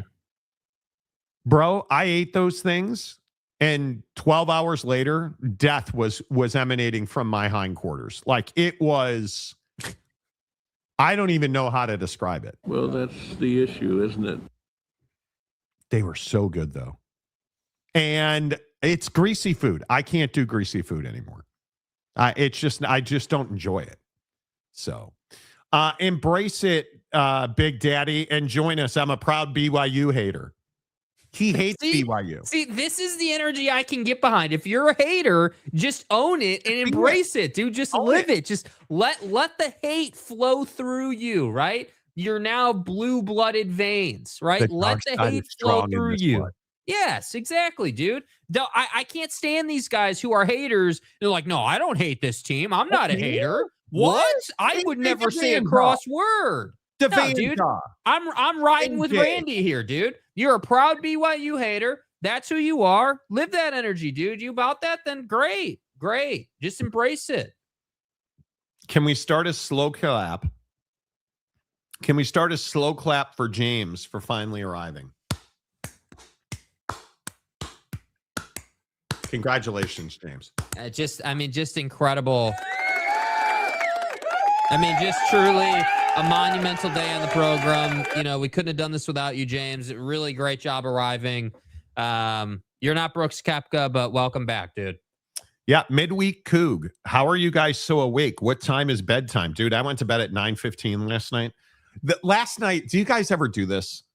You'll do your laundry and you'll put it in the dryer, right? And I live in a condo tower, so my laundry is in my unit and it's right across from my bedroom door. So my wife, because she's amazing, washed our towels last night. So she isn't the kind of dirtbag degenerate, such as in like, that leaves their clothes in the dryer for like a month until they need a pair of pants. So she washed the towels, then she wanted to put them in the dryer. Like, what are you doing? So she takes out my clothes and she puts them on our bed, which is code for, hey, fat ass, get in here and fold your clothes. Of course, I didn't do that. So I go to, and it was one of those nights where I was watching Aaron Rodgers end his career. And just an average Monday. I turn off the TV, do the whole dog thing, brush my teeth. I walk into my bedroom. And all my clothes are on my bed. And I was so devastating, dude. I was so ready to just get in bed and go to sleep. That's what fucking it's the worst. And so then you take the 8 minutes to fold your clothes. But it feels like an hour, dude. Oh, it feels like it's insurmountable. And well, how did I sleep last night? I think I went to bed. Let me look at my little health app here. I did. I got an 88, which is a high sleep score. I didn't sleep bad at all. How are we so awake? Yeah, it's called Bucked Up, dude. I don't know if you've ever heard of it. Yeah, a little. Although I have kind of. Oh, is that what you're drinking there? Mm-hmm. What are you drinking? Pre-workout before the show and creatine. You take pre-workout before the show. Yep, Bucked Up pre-workout. It's awesome, dude. Wakes you right up. Not even a problem. Wait a minute. When did you start doing when we changed the morning? I had it in my cabinet. And I was trying to figure out, well, when am I going to take my creatine? Because now with us doing mornings, I don't really eat for the first, if I get up at 3:45 and I don't really have breakfast typically till like 9 or 10. That's, just with like how the morning goes. And so I was like, okay, well, it's not like I'm starving or anything, but like, I was like, I really want to get back to one Monster a day. And instead of having 2 a day, both for savings and just for health overall. Yeah. And so I was like, well, I got these supplements in my cabinet. Like, let's use them. Right. Like I love Bucked Up supplements and it works. Like so basically get up at 3:45, shower, get dressed, do all that down in the kitchen at 4:15, mix up the drink that's got peptides, yep. Creatine, amino acid and all that. And then right before I head up, have my pre-workout. And by the time the show gets here, I'm wide awake and ready to go. It's phenomenal. I mean, it's outstanding. And then the great thing is, because of that, like you just roll right into your day. I mean, it's a beautiful thing. Yeah, I don't think that I can do pre-workout to start my. That seems a little psychotic. That seems like there's something wrong with you. Like, I guess. I don't know. It works really well for me. It Yeah. does. The eye patch. I'm surprised Team DeBanza didn't stomp the run and use by 100. What happened? It's a rivalry game. It should be close. Your bitterness just bleeds through your comments, dude. Timothy, you're 52 years old. Yeah, what's wrong with that? Now, what does that have to do with anything, bro? Matches the inch. Never mind. Diet Dr. Pepper and wings. Can you find that in Paris? Dude, No, so you good. can't. No, Paris you can't. is so good. Chef Boyardee is disgusting. Tastes like salt and what comes later, not natural. You're not wrong. It is salty, but dude, if there's a better quick, trashy, terrible for your colon food than ravioli in a can, I don't know what it is. I don't know what it is. You don't need this BS at Costco where now they're doing, lobster mac and cheese. It's just macaroni and cheese. Just mac and cheese. Why you got to mess it up, dude? Costco mac and cheese is sacred. Why mess it up? And then there was fettuccine Alfredo with lobster and chicken. Okay, chicken, I understand. Why lobster? Like, what are we doing? $34.99. Suckmyass.com. I'm not doing it, bro. No. Sean the Hammer gives one Monty membership. Whoa, breaking news on the show here. What? You and James are the same age, Monty. Blue Raz is definitely a liberal. Sure. Okay. BDM, I'm 52 years old. What's your point? Are we really the same? That's terrible. Bro, look at this. Look at this. And we have, see, look at this. This is you at 52, James. I mean, you're 50. Look at that teeth structure. For 52 years old, that's pretty good, James. That's not too bad. There's been a lot of Bucky's throat slamming happening with those teeth, so that's really not bad, dude. Well, and he's lost his bladder control a little bit as well. So, Yeah. this is Oak State James, who's now a TCU fan and is never. The monkey pictures weren't believable, dude? It's really close. Tell me there's not a striking resemblance. Tell me there's not a striking resemblance. Yeah, I mean, listen, it's really close for me. I mean, you and I both know. Yeah. Sean the Hammer, don't worry, Moose is on his 5th burner account to stay relevant. Okay. Yeah, I don't really care, dude. It's not a big deal. It doesn't matter. Who cares? It doesn't matter. I'm officially AJ's hype man. Don't be stop, hating. Dude. Stop. You're 52-year-old. Act like you know. You're not. Bro, you're not. You're a front runner. Yeah. What happened to your boy Victor? You got to shake that up, dude. That is disgusting. Do you see what's on the bottom of that cup? Why is your camera all blurry now? Because it does that sometimes. I don't know. You got to shake that cup up. Dude, you're obsessing on my drink now. You know, this is what happens, dude. To do a talk show at 3:45 in the morning, I think it's perfectly reasonable. It's perfectly reasonable. Okay. Got a Traeger for Christmas, pizza and wings all the time. No, pizza on the Traeger is amazing. Blue Raz bucked up. Awesome. Yeah, it's outstanding. Awesome. And I'm telling you guys, get to buckedup.com, use the promo code Monty. Get your creatine from Bucked Up. It is the best. I'm telling you, their creatine is the best creatine. It mixes so well. It's tasteless. It is so good for you. Shouldn't I be getting credit for how serious I take being awake to do the morning show? Like, I'm using supplements, like I'm prepared, I'm ready. Like, I don't know. Weird. I don't know. Comment in the comment section. Is it weird? I mean, it's more effective for me than just drinking straight caffeine. The only thing I've eaten today is this 220 calorie one lemon bar. What's the name of it officially? It's like lemon cake. Yeah. I had a protein bar and I have water. I don't even have an energy drink yet. Taking pre-workout to do the show feels a little serial killer. Why? I'm genuinely trying to understand why. Because doesn't it make your face tingle and shit? Like what? Like are you sitting here like? No, it's 6:40 Pacific. That's all over with now. Yeah, I mean, I had it at 4:15, and I would say by 440, 445. The I'm PDH is ready over? to go.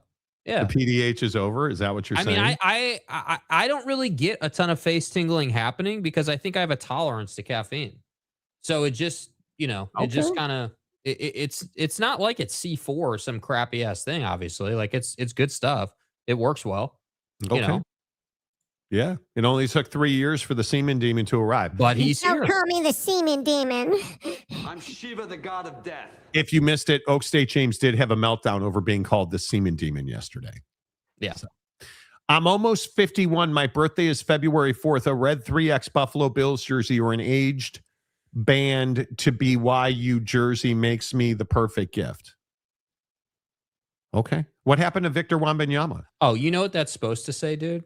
Or an AJ DeBanza. It auto-corrected to an aged a band. So if I get you an AJ DeBanza jersey and it says Devanza instead of DeBanza. Bro's custom ordering jerseys from the BYU store to troll him. The jerk wagon and have it say Devanza. Incredible, dude. That would be, incredible. AJ's hype man. Did Victor sign off on this? Yeah. Where's Victor Wembanyama? Yeah, this is a total betrayal to V-Dub. Victor's the way. I mean, where were you when Ant took that ass to the house for the game the other night? I didn't see you in the comments section celebrating your boy. Yeah. Oh, Timothy, you're going to get a video from Mama Sita. Who's Mama Sita? Smirking my God-given your name when it comes to BYU bat. Dude, you're not a BYU fan. I understand if you want to be a fan of AJ Devanza, who doesn't exist, who's not a real person, you do you. But don't come in here and be like, oh, how many times have you talked about? Come on. Wait a second. Be right back. Oh, okay. Thanks for telling us you're going to be gone for a second. Okay, where's the? Hold on. Let's see. Okay, we're waiting. Yeah. Okay, we'll be here waiting for you. Yeah, okay, Jake's going to go get more pre-workout while you're taking a break. Yeah, that wrist motion comes after. Look at all that powder in the bottom of that cup. That is disgusting. It's cocaine. Close that lid and shake that thing up. Cocaine. Yeah, it's cocaine, dude. I have been looking for an AJ Victor Wembanyama jersey. I totally agree. I'm seeing Victor next Thursday. He's coming to Salt Lake City and have a room in the same hotel as him. You got to get stroked. Honestly, I'd start stroking guys. That could be construed as a felony in some states. I think I've hit it every time. But I could be wrong. We're not going to talk about that, I guess. All right. We are almost 2 hours through the show already, which is crazy. What do you guys make of? Did you guys see the ratings for the not BYU Bowl? Right? So everybody's talking about the Pop-Tarts Bowl, and it was huge ratings, and everybody was, oh my God. But did you guys see the ratings for the college football playoff minus Notre Dame? And I am very curious. Do you feel like the college football playoff is successful? I think this is a real question, because when you start looking at the fact that the Fiesta Bowl only did 15.8 million views, that's how many people watch. Is that not a lot? No, that's tiny. That the Notre Dame Penn State game did 18.9 million viewers last year. Oh, I mean, it is Notre Dame, and that was the national championship game. So no, that's not the. No, that was the semifinal. That was the semifinal. Yeah. So, do you think the CFP is struggling for viewership? Do you think there's a lack of interest because big brands are not there? Well, yeah. I mean, I think there's no question that because you don't have the OGs in the CFP this year, like when I say OGs, I mean you don't have Ohio State in the semifinal. You've got Indiana instead. You don't have Michigan. You don't have Bama. You don't have you don't have the traditionally heavy hitting brands that draw the casual to the TV, because that's what TV companies need. That's what ESPN needs. ESPN doesn't need you to watch because you're already going to be watching. If you're the diehard that's plugged in and is following like they're going to get you either way, right? What they need is they need the person who is the dad, family of 4 or 5, is busy, doesn't really keep up because he works so much. But hey, it's a Saturday, or in last week's case, it's a Thursday, and we need to get some of these views, right? So again, look at the brands here. So you look at this and you're like, okay, we've got Alabama, we've got we've got Georgia, like Ohio State. Yeah, like, so you've got a lot of these bigger brands getting knocked out earlier in the CFP. And so that was, to me, Ole Miss Miami was one of the best CFP games we've ever had. That was a great game from a football standpoint. But again, it's Ole Miss and Miami is the bigger brand here, not Ole Miss. So I just look at it and I say, if you had found a way to put together, Miami and Notre Dame in the same game, or like Miami versus Georgia, you're probably doing bigger numbers. But by no means, and I think we like to exaggerate a little bit, not that you are, but I think fans do. Like, the CFP is not struggling for viewership. Yes, is it down? Millions of viewers less. Right. I mean, that's not a small number, bro. So you feel like it's struggling? Is that right? I feel like the small, and this is why I think the G5 is not great. Well, this is the basketball tournament conversation from 2 years ago. Yes. What was it? FAU in San Diego State, was it? Exactly right. That's exactly what this is. I can see it both ways. And I think that there is a real problem putting smaller brands and not having 15 million's a nice number. It's not 18 million. And the two, I'm telling you, the two are, I just feel like this should have been a far bigger number. Well, look, I mean, I think if this comes down to what you're trying to do in the CFP, right? And I don't mean from a football team standpoint. I mean from a business standpoint. If the powers that be come together and they say, hey, our goal and our initiative here is to put together big TV audiences and get our kids massive exposure, get our programs massive exposure, and through that process, obviously play huge football games of consequence, of course, then maybe changing the format to guaranteed bids is the way to go. Like, guaranteed conferences bids, and then allow the TV partners to match make the tournament, if that's what you're looking for. Now, obviously, it goes without saying that you're going to have a happy medium in terms of like how teams get there, because you're not going to say to a football team, yeah, you just got to get to a certain point and then we'll decide who you're playing. That's not how any football player wants to go about it. Football coaches don't want to go about it that way.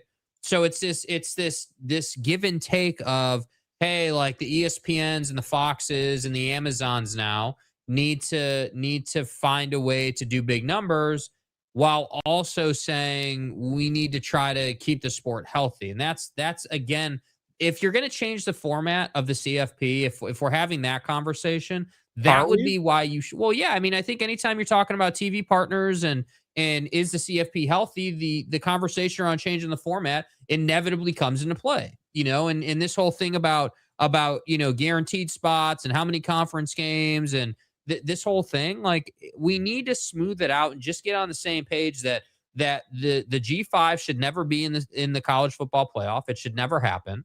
They should have their own tournament. And if the winner of that wants to get in, if they want to do it that way, fine. Okay, I'm good with that. But we can't have two G5s in a 12-team or 14-team playoff. That doesn't work. And then additionally, you have to find a way to adjust the schedule so that the portal is not in full swing in the month of December, because I still maintain that's taking away from a coach's ability to get ready for a football game, dude. Like, you're telling these guys, hey, Tosh Sapoy, like, you got to hit the portal because you took a new job, and you also got to put a scheme together, or hey, right. But I think And what would Miami because I don't think this is a Miami Hurricanes problem. I think that this number is because Ole Miss has a tiny fan base, in my opinion.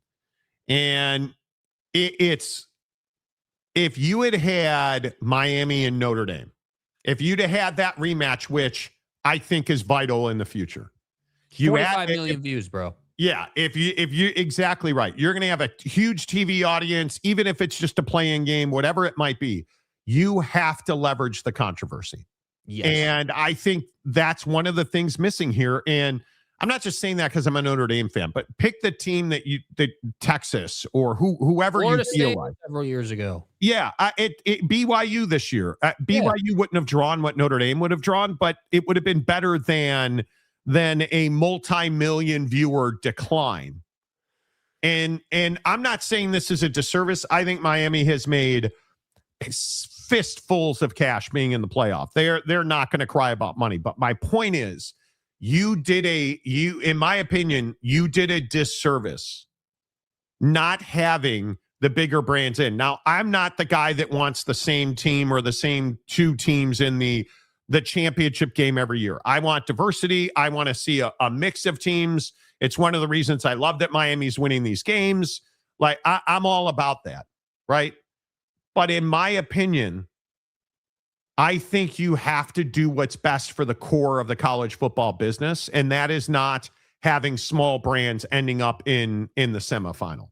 Yeah, and I also think that because this shifting of the calendar to accommodate bowl games and to accommodate the portal and to figure out how to make it all work together, I agree with the sentiment that everything up to the national championship game should have a home field advantage dynamic. We should not be playing semifinal games at neutral sites. Like, again, Miami, the Bears and Rams. Yeah, the Bears and Rams, right? Like, it's part of the process. It's part of the incentive to go out and win your conference or to have a better record than other opponents or Can you whatever it is. Playing a national championship in Bloomington, Indiana this weekend?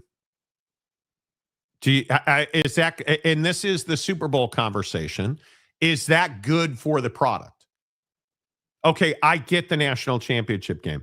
I think all the way through the semifinals, like it's the NFC, AFC conference championship game, and then go play the national championship in a great warm weather city. Yep. But I tend to agree with you. You just can't.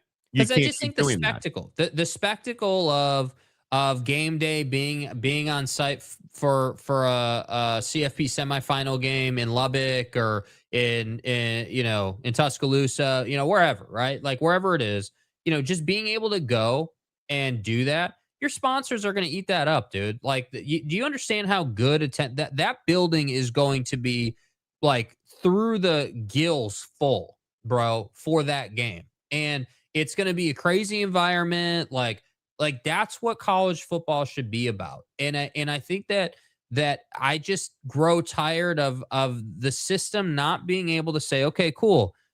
Like, they should have the flexibility, like in this year, there should have been a Miami Notre Dame playing game. It shouldn't have just been decided at a table. Yeah.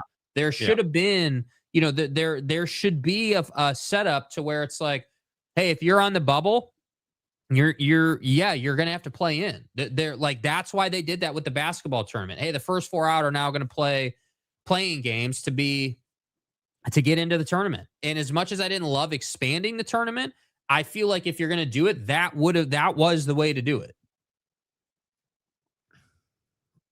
This one right here.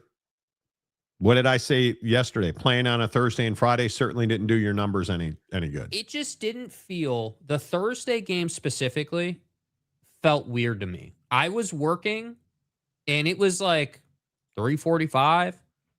And I was like, oh, like, dude, there's a game on tonight that I need to watch. I was not in like, hey, like, make sure you turn the thing on, like, make sure the game's on, like, I was not in that groove. I was in work groove, like normal day-to-day groove. And so having it on a Thursday is weird to me. And so then, of course, we go to, well, they don't want to compete with the NFL. Yeah, but there needs to be some type of understanding between the NFL and college football that in December, the NFL is not playing on Saturdays. That, like, you can't, there needs to be that understanding that college football is in its highest of high, most important got to make money, got to have 20 million view games. And the NFL wants to have its Saturday night, slots. And that's what has to get figured out. And again, we talked all about Kyle Whittingham. He's the one that's been on the train for years now that an NFL lookalike model is coming to college football. And I hope that happens. I would love nothing more than NFL Thursday night football. If college football wants to play on a Friday night, great. And then college football Saturday as usual, and then NFL on Sunday.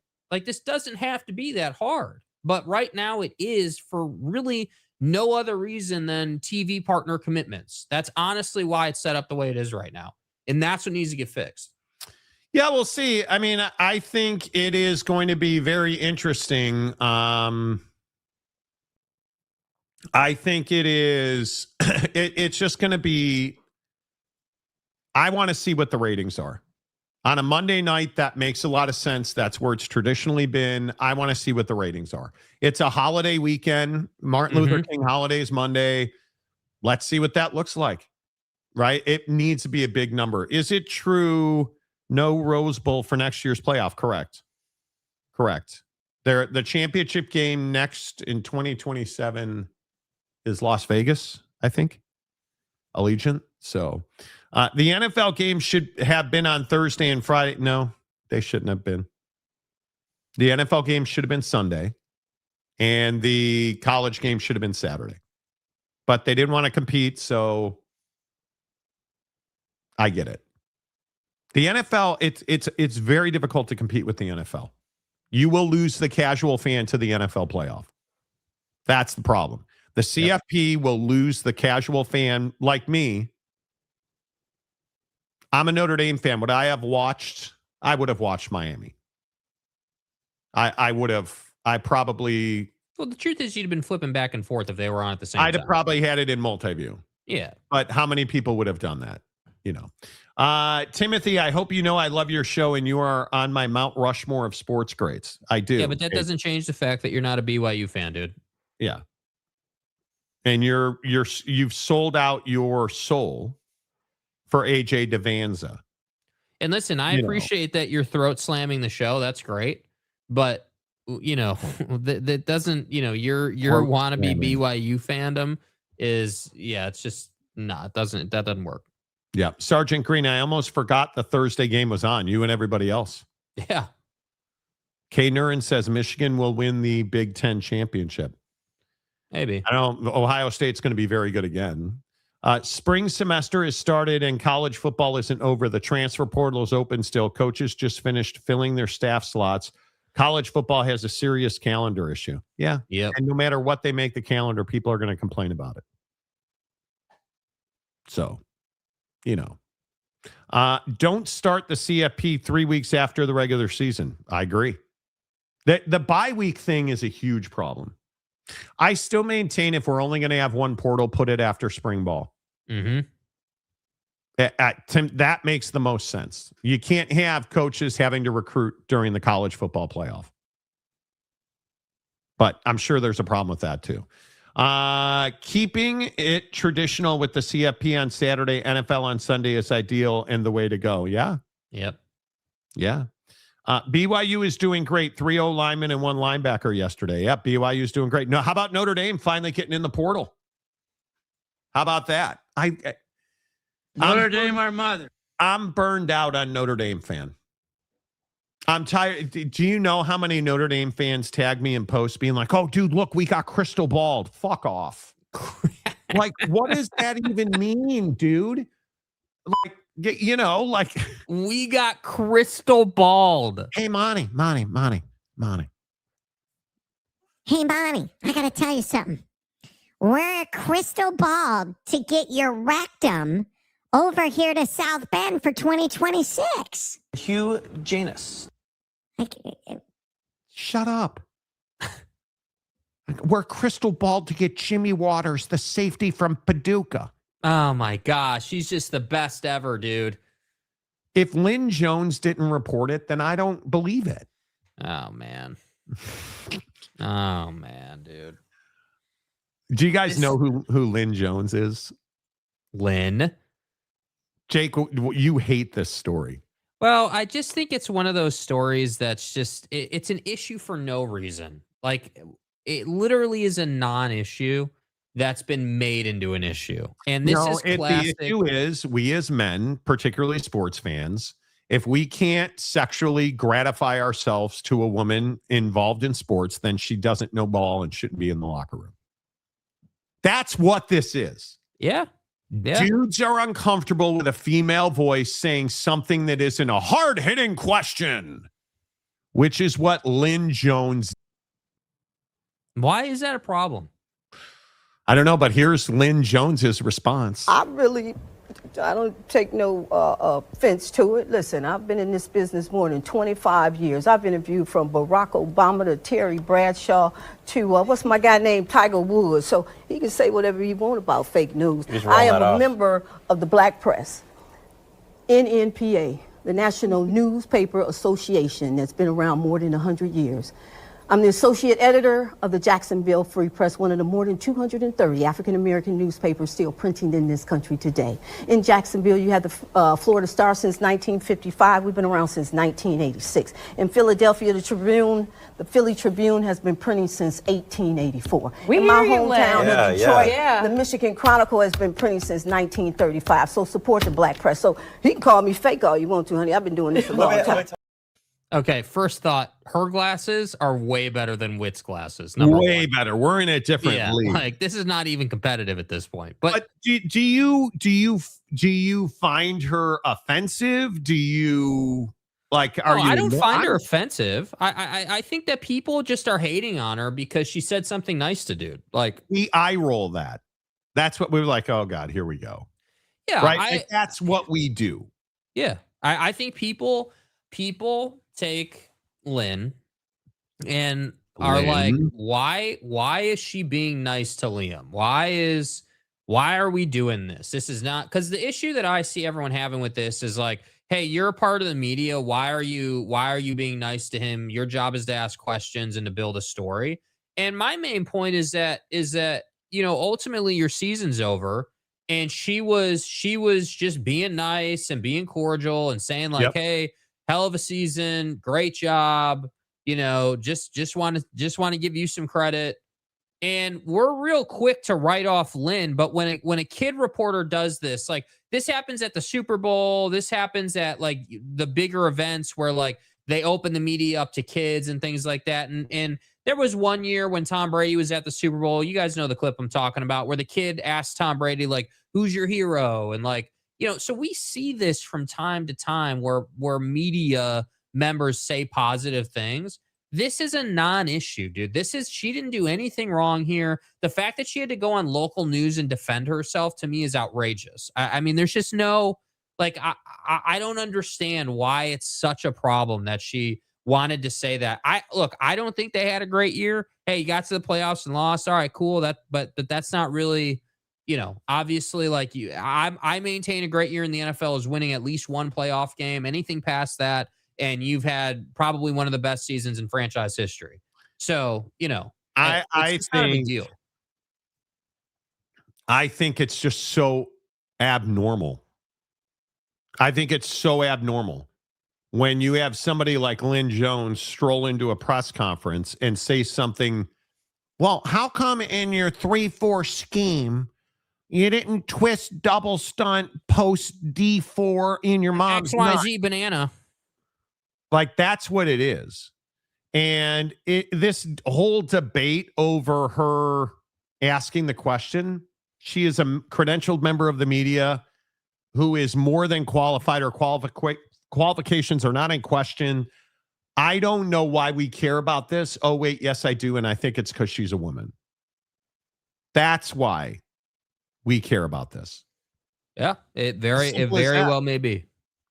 James, I don't have a problem with their comments, but I'd rather show off pics of Fernando Mendoza's aunt. See, again, that was a good effort, but not quite the right time. Now, if she had asked the question, everyone would be all over it and saying it was a good thing. And how hot she is. Yeah. Right. But isn't that what we as men do? Mm-hmm. Which is fine. I just think it's it's awkward. It's just Her drama glasses- for no reason, dude. Right, but I think her glasses are actually are fairly amazing. Yeah, her glasses game is solid. I do wish that if I could have the Lynn Jones motif, I would. Because I am somebody who used to dye my hair blonde because, well, I was young and I could do that. And it was, my wife would do it for me and it was a good time. And at the time I had glasses, if I could do this look, I would have. And I encourage my wife, we go by, there's a Warby Parker in Bellevue. And we go by the Warby Parker all the time. And I'm always trying to get her to get some kind of Superfly Snuka glasses. Right? If I could rock the blonde hair and the big rim black glasses, I'm the guy that would wear glasses that are just clear plastic lenses just so I can wear glasses. I think my wife would slap me if I ever did that. Right. You know, her motif is amazing. I think she's getting this kind of heat because she's a woman. Yeah, maybe so, That's man. what I think. But I just for the record, FTR, I have no problem with members of the media. If you at the end of a season genuinely feel like they had a good season, I have no problem with you being positive in a time when basically every single question results in Aaron Rodgers F-bombing the media. You know, so I have no problem with this. You just won't get off of Aaron Rodgers. No slack, no nothing. Nope. Why? Because he doesn't deserve it. He doesn't deserve it at all. Even a little. I just don't. I don't understand why you hate Aaron Rodgers. Oh, I understand it perfectly. I understand it perfectly. My girl Olivia Munn, and then you listen to his foul mouth. From being with Mike for a season about him. I've answered that a number of times. I've talked extensively about how I feel about Mike, and I just did in that fucking answer. So, thanks. He even said thank you. What more does a young man have to do to impress his elders? Please. Guy is a hack. Always has been. Thanks. Just the flippant at look at his eyes. From being with Mike for a season about him. There's the glare right I've there. answered that a number of times. I've talked extensively about how I feel about Mike, and I just did in that fucking answer. So, thanks. Got anything to say? Quite frankly, fuck you. That's Aaron Rodgers, dude. Uppity victim mentality, doesn't want to answer the questions, could have easily taken the time to support Mike again, didn't want to do it. I'm just over it, dude. I'm done being like, oh, well, it was just he was just mad after the game. No, this is who the guy is, dude. But if let's talk, because Pat McAfee ripped the media yesterday again on his show over this. And there's an interesting thing with do you like the current incarnation of sports media?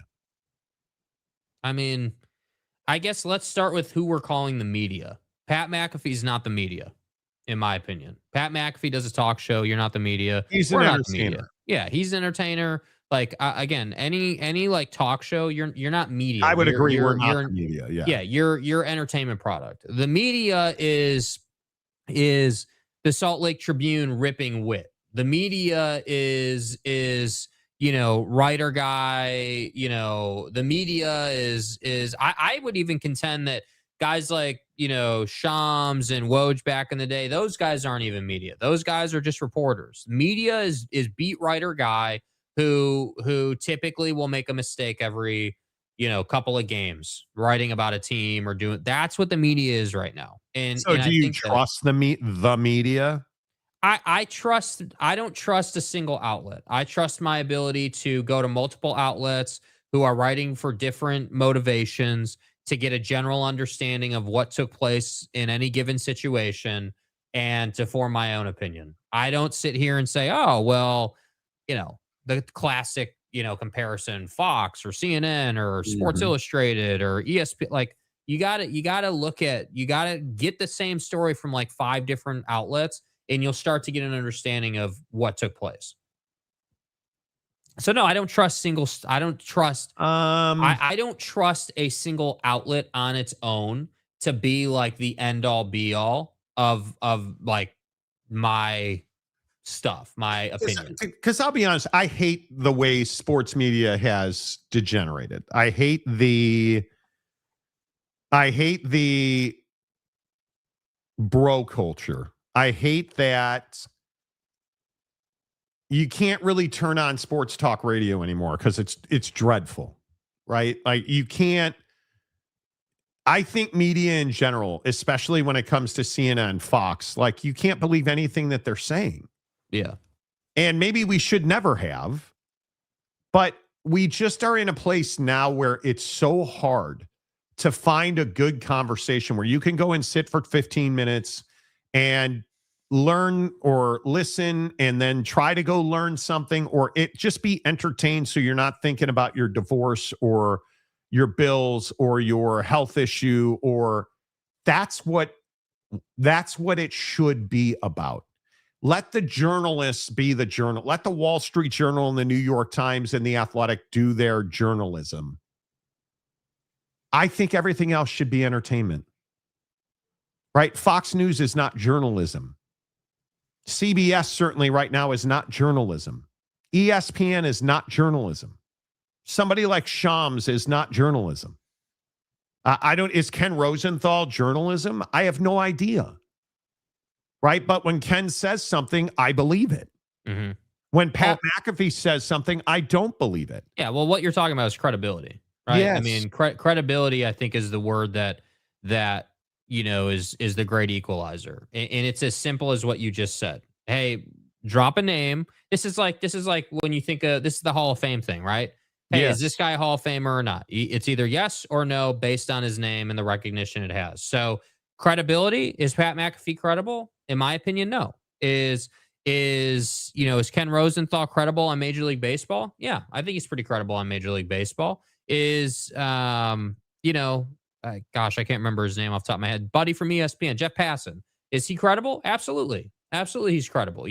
Buster Olney is credible in my opinion. But like I think that the it's just hard because and you could probably speak on this more than I can, but like I feel like there was a time when you could get two different pieces of journalism. You could get the piece that was just reporting. Here's what happened in order of time in this event. No opinion. Then you would also get, hey, here's my opinion on said reporting. And there was a difference between the two. And now I feel like what we've done is everything has opinion. And that opinion is so deep now that we're just taking that as fact in a lot of cases now. And that's the issue. Journalism requires you not to have an opinion in your work. That's the reality. As somebody that's worked in major newsrooms, I can tell you your opinion has no place in a newsroom. Yeah. You're reporting facts and painting a picture based on what the facts are. But we don't do that. And I think it's tough, especially in sports, because journalism doesn't sell in sports. Opinions do. Mm-hmm. And entertainment does. But Drama. we're not allowed to do that stuff, right? Like we just don't want that anymore. That's not who we are, right? Aaron speaks so eloquently, doesn't he, though? I do not like the media around sports right now. Teams have too much control of what questions get asked, and they are almost marketing arms of the team in order to have a job lobbing softballs. Well, look at Utah sports media now. Yeah. There is no journalism in Utah sports media. There is no credibility. Ryan Smith controls the media because he owns the Jazz and the Yeti. Oh, wait. That's who controls the media. And he owns BYU basketball and BYU football. He controls the media. It's as simple as that. Yes. And I think you're seeing that. That is happening. Kay Nurin says all Utah fans can cheer for Michigan now. No, they can't. I think you personally wish Whit well, but any Utah fan hoping that Michigan wins is crazy. ESPN ruined TV media. First Take looks like a low-budget rap video calling each other by nicknames, stupid-ass grown men. I haven't watched First Take in so long. Not sure why we got to play the race card with First Take, though, dude. I think Stephen A. Smith is not a solution. He's a problem. I do. What happened to shows on ESPN like Roy Firestone in The Interview Show? That was great TV. Yeah, but that's not what people watch anymore because we're all too busy. See, but I think the even TV watching culture has changed. I mean, I feel like if you're a hardcore sports fan, if you're someone who listens to the show every day, if you're really plugged into sports, if your day looks like go to work, you have The Athletic on your phone, you've got ESPN on your phone, obviously you have X on your phone, and you're keeping up with all the stories and narratives. Your TV watching experiences keep up with the beat on your phone and then turn on the big game at night while you're having your beer and dinner.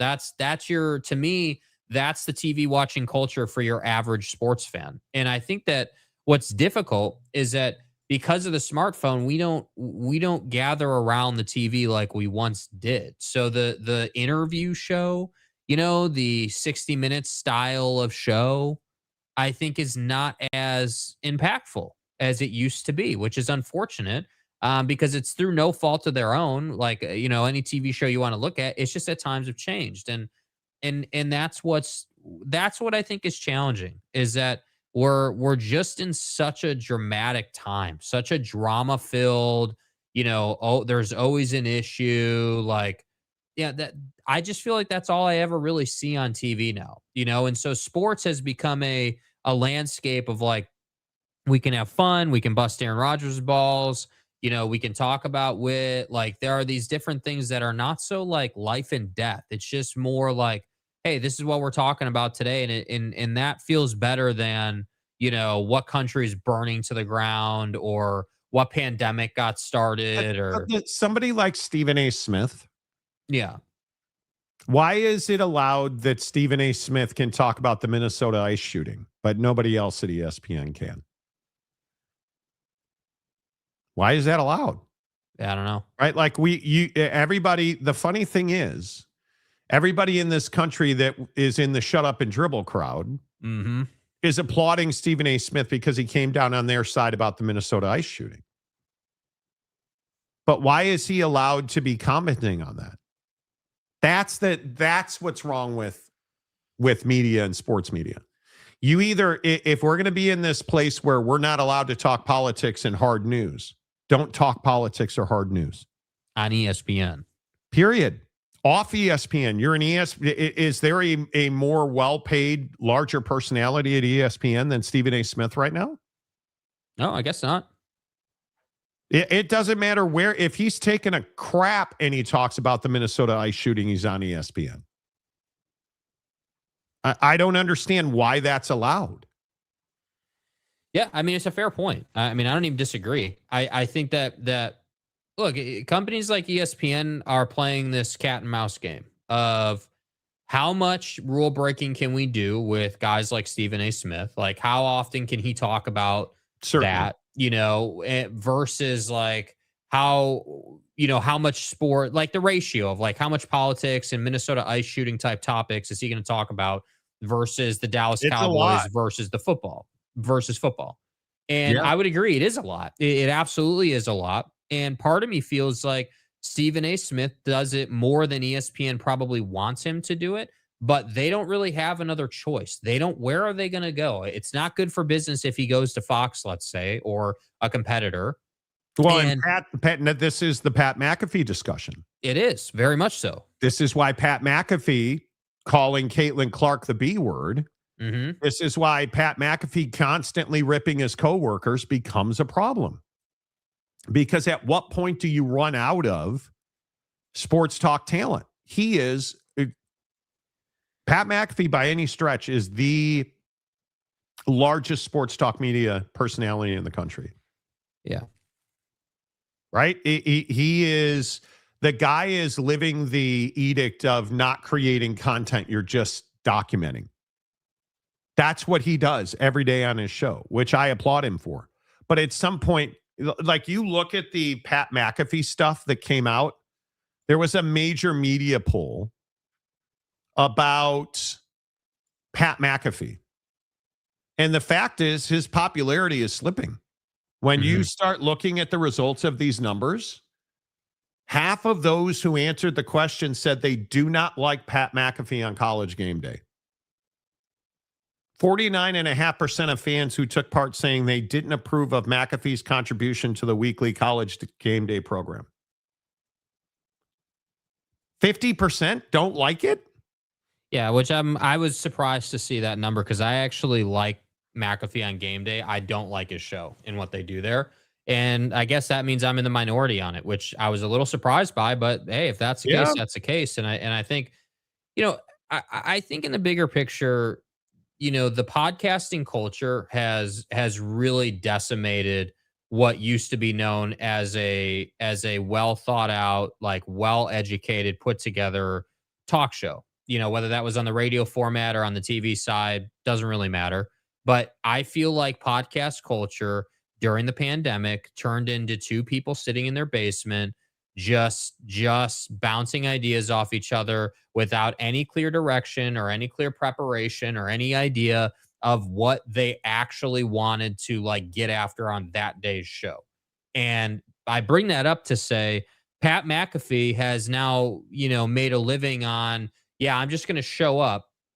I'm going to talk about the topics my staff has provided me, and I'm going to have guests on, and that's the show.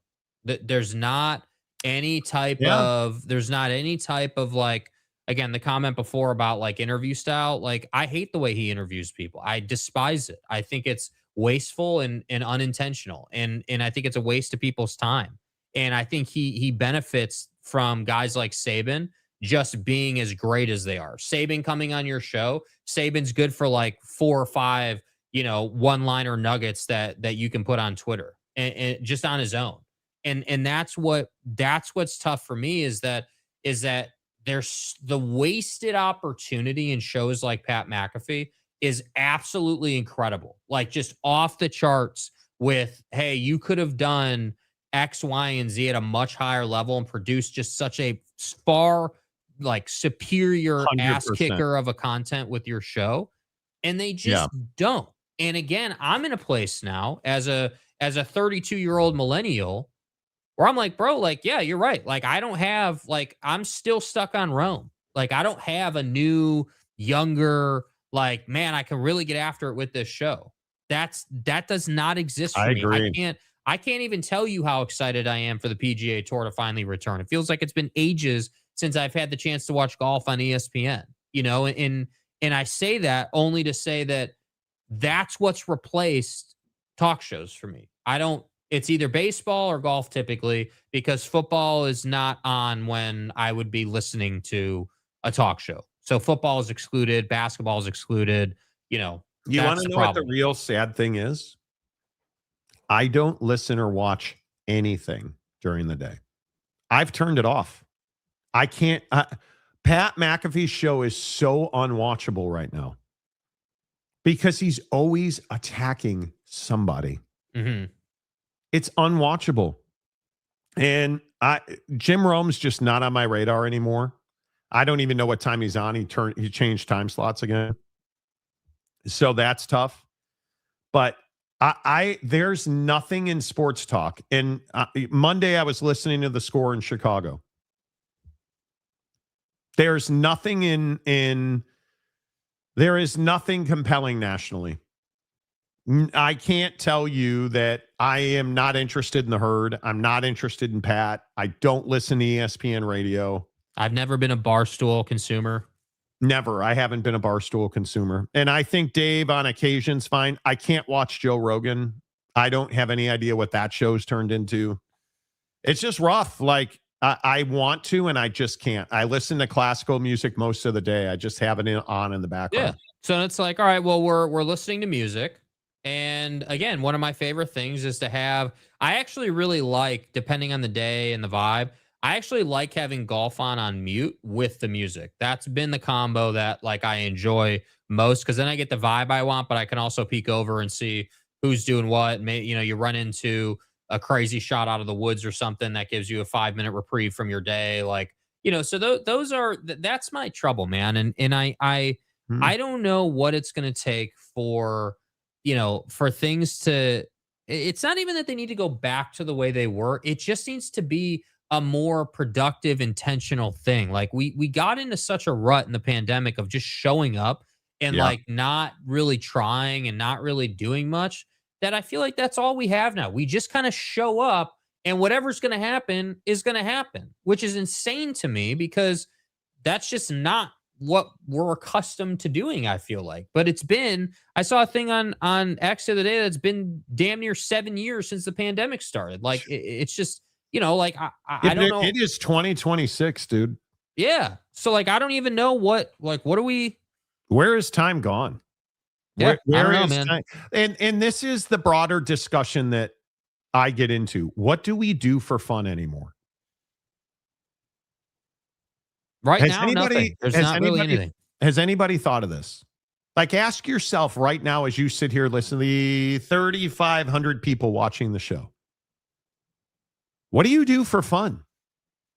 What is it that I travel. I'm going to Canada this weekend. Super excited for that. I am excited for, I am going to our favorite Italian spot, Carmine's. Super excited for that. I like riding scooters and bikes now. I have an $8 million Maserati e-bike. Love riding bikes. But I can tell you it's not watching TV. It's not listening to sports talk radio. The way that we entertain ourselves has changed so much. I don't even know how to describe it. Yeah, is it pandemic? Sure, maybe it is. I don't know. My opinion is the reason that time feels like it's going by so fast, like again, just from my perspective, is that we just work so much. So we as people now work so much that we don't get outside. Like you get outside because you live in Seattle, but 9 out of 10 people don't live downtown. They don't live the life. When I lived in Salt Lake City, there were weeks where I didn't. There was a 5-day week. On the weekends, I was always outside, but there were like 5 days in a row where I never left my house. Yeah, and so that's why I'm saying, like, I think that there is a broader conversation certainly around like what life looks like right now and like what, like how you strike that balance of, yeah, obviously you have to have a job and you got to provide for yourself and your family and all of that, and I totally get that. But I do think this concept of, hey, like I'm just gonna do the best I can at my 9 to 5. And then outside of that, my goal in life is going to be to just get maximum enjoyment out of the day. I would agree. That to me is a conversation that has crept up on me over the last several years. And it's not even that I hate what we do, because I don't. Like, I don't hate my day-to-day right now. But the truth is, and I'm sure you guys in the comments section can empathize with this, but like the truth is, for those of you out there that are working more than 8 hours or 9 hours a day, like if you're if you're like us, if you're a 10 to 12 hour a day guy, like your day, you have 2 hours in your day. Like, let's be real, dude. Like I get up at 3:45. I'm done with my day around 5 o'clock. I've got about an hour and a half to 2 hours where I can do I can check out and not worry about work, assuming that there's not football on or something I need to watch. If it's one of those kind of days, I can check out for 2 hours. But because the morning comes so quick, it's like, okay, 7:30's here. Got to, we're prepping for the next day so we can have another successful day. And that's why I think time goes by so fast for a lot of people. It just does. I think that's where it's so funny we're talking about this. This has evolved into something completely different now. I am so focused on making more money because I don't want to work the rest of my life. That trip to Europe changed the way that I look at what I want to be doing. Okay. Right? Like, I don't want to be sitting behind a desk watching the world go by. That's not what I want to be doing. And like this Amazon thing, I'm trying to get on the tracks, and like, God, it's so difficult dealing with Amazon. I just can't even. I cannot describe it. But this Amazon thing, I'm trying to get back on the tracks, and I don't know what it'll take or how long it'll take me, but I am going to figure it out. It's not a matter of if. It's when, and it's wholly because I just don't want to. I do not want to find myself at 75 years old wishing and hoping and regretting. Yeah. I'm not here for that.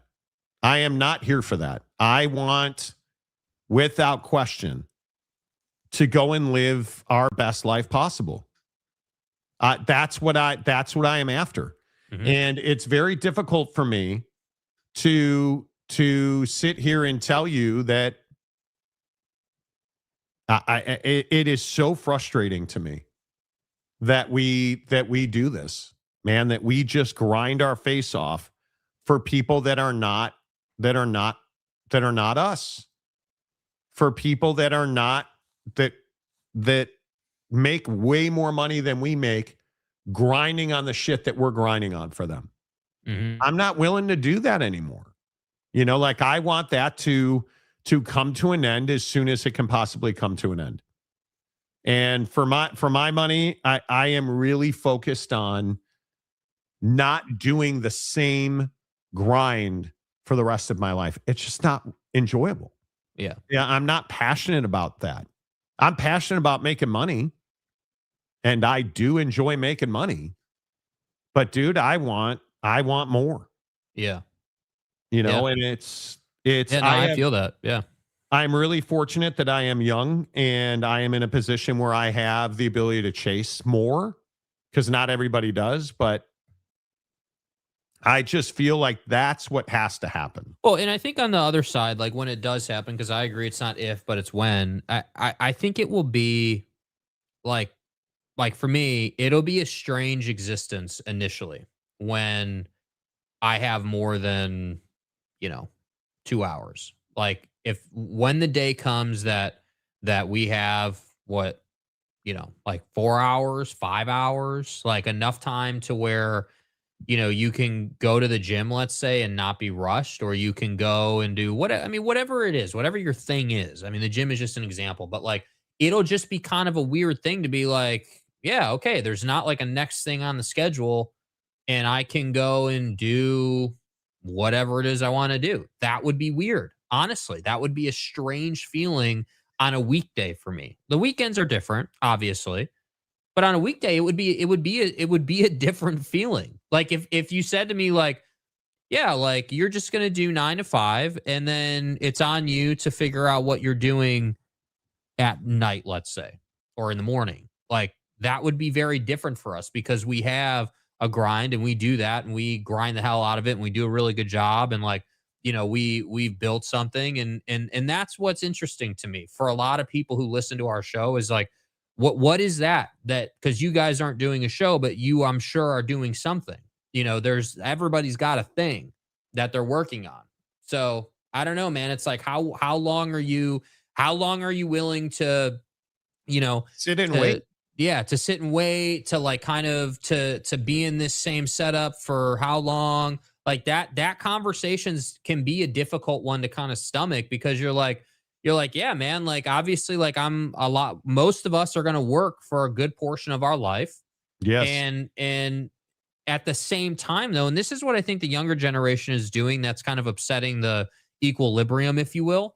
But like the younger generation isn't passionate about career and all that. The younger generation is, hey, yeah, like I have to have a job to pay my bills and stuff, but I'm not interested in buying a house and doing the family thing and all that. I just want to make the money I need to make, go live the life I want to live, and I'm just going to enjoy the hell out of it. And there's a certain panache to that, but I think it's all about what you value and like where you're at in life, and what is important to you at that given time. And I think that's what you have to grapple with. Yeah. I don't know.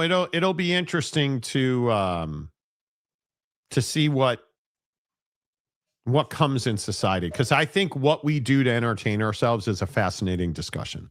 Yeah, absolutely. I really do. Big Daddy Magic says, I have a blessed life. I get paid to do what I love. That's meeting celebrities. I know you hate that I am a beloved paparazzi. Who says we hate that? No, What do you mean what we I hate don't that? like is that you're a Utah fan posing as a BYU fan because you like one basketball player. Like, you're not a BYU fan. You're an AJ fan, which is fine. Yeah. Jake, what do you do for fun in Eugene? Dispensary tours? Nah, dude, I'm not a weed guy at all, even a little bit. I've been, He was I've being a hater. I have never smoked weed or done anything like that. I've had one contact high in my life, and that was it. And so what do I do? Well, now that it's warming up just a little bit and the sun's actually out, and mainly it's that it's not raining constantly, golf is what I do. You know, I work on the swing, ideally I play twice a week if I can, you know, and yeah, that's what we do, you know, right now. I don't know what I do for fun. I did find a new golf place. So I don't have, see, that's the thing though. See, I'm glad you said that because that's the thing. I feel terrible that this is how it is for me right now, but like, I don't have that, like golf really is the only outlet. I don't have, That's it. I mean, yeah, I game a little bit, but I'm not like a play every day guy. Like, I mean, like once or twice a week, maybe, you know, like it's not. I am fortunate that I have gotten into a groove of, I like going for walks. I like taking my dog out at lunch. I like when I'm eating lunch, I spend 15, 20 minutes walking my dog. I found a shorter route and a longer route. And, you know, I do think the pandemic has changed that significantly. Yeah. You know, Jake, you should get married. I do believe Monty would like a little AJ. No, I wouldn't actually. No, he wouldn't. No. Once I accepted having less or not wanting the car payment for status, I got freedom of time, which has been life-changing. There is that. Mm-hmm. For sure. I already got my vacation set. I have 5 to 6 vacations every year. Can't wait till I get back to Coyote Cafe. There you go. Yeah, playing a little golf. Yeah, it's interesting. I found this, that we have a really great practice facility. This place is crazy. It has 80 bays. It's a covered driving range. It's got 80 bays. All of them have simulators. You got to pay for the simulator, but I have my own. All of them are covered. They're heated, supposedly. They have TrackMan mats. They have a 9-hole putting course that you can go and practice your putting on different greens. And then they have a par 3 course, an 18-hole par 3 course. It's a great practice facility. Dude, that's what you need, bro. You need work the woods and the, I guess, the longer irons on the range, and then go play that par 3 and get those wedges dialed in, man. Dude, I went back to the range for the first time in 4 months on Saturday, or I guess it was Sunday. Yeah. And you just realize golf is such a mental F, dude. Like, why do you say? It's because it's all mental. I actually hit the ball really well Sunday. I was shocked. About 55, 60 swings. I didn't bring my whole golf bag. I brought a 4-wood, a 3 hybrid, a 7-iron, and a 54 degree. I like that. Yeah, that's solid. And hit the hell out of the hybrid and the wood. And it's just really funny when you haven't done it and then you go back and you start playing again. You understand all of the things you were doing wrong, or at least I do. I'm a big student of golf. I watch all my video. Like, I really worked on it for a number of years. See, that's why I say for you, I feel like with your personality and like how you go about things like golf, like you're someone that I feel like would get a lot of enjoyment out of having a setup that allowed you to build a lifestyle around being good at golf, let's say, like working out, having a whole workout routine to build your game, you know, then going to the range, but you need time to do that, you know, freedom. And that's, and money is freedom. There is no question that, And that's why I always say, like, I'm very fortunate. I have the resources to live the life that I live. Yeah. We work hard to build that life. And I'm just telling you, I live a great life. I'm not complaining. I want to work less. I want to work for the man less. So, and we'll see if we're able to do that. All right. There endeth the lesson. Thank you all for watching the show. As always, we are presented by The Advocates at theadvocates.com. You've been in a wreck, you guys. Please take it seriously. Do not trust your insurance company. What I always say is you have nothing to lose by getting clear, risk-free advice from The Advocates. No consultation fee. There's no retainer. They're going to give you clear, risk-free advice right out of the gate, and you don't even have to call. You can call, but you can do a video call. You can chat with a live injury attorney right now at theadvocates.com. You've been in a wreck? Don't trust your insurance company. It wasn't your fault that you got in that accident. You didn't deserve that accident, but you do deserve an advocate at theadvocates.com. Back tomorrow. Utah fan, I hope you're okay. Okay. Until tomorrow, say goodbye, Jake. Goodbye, Jake.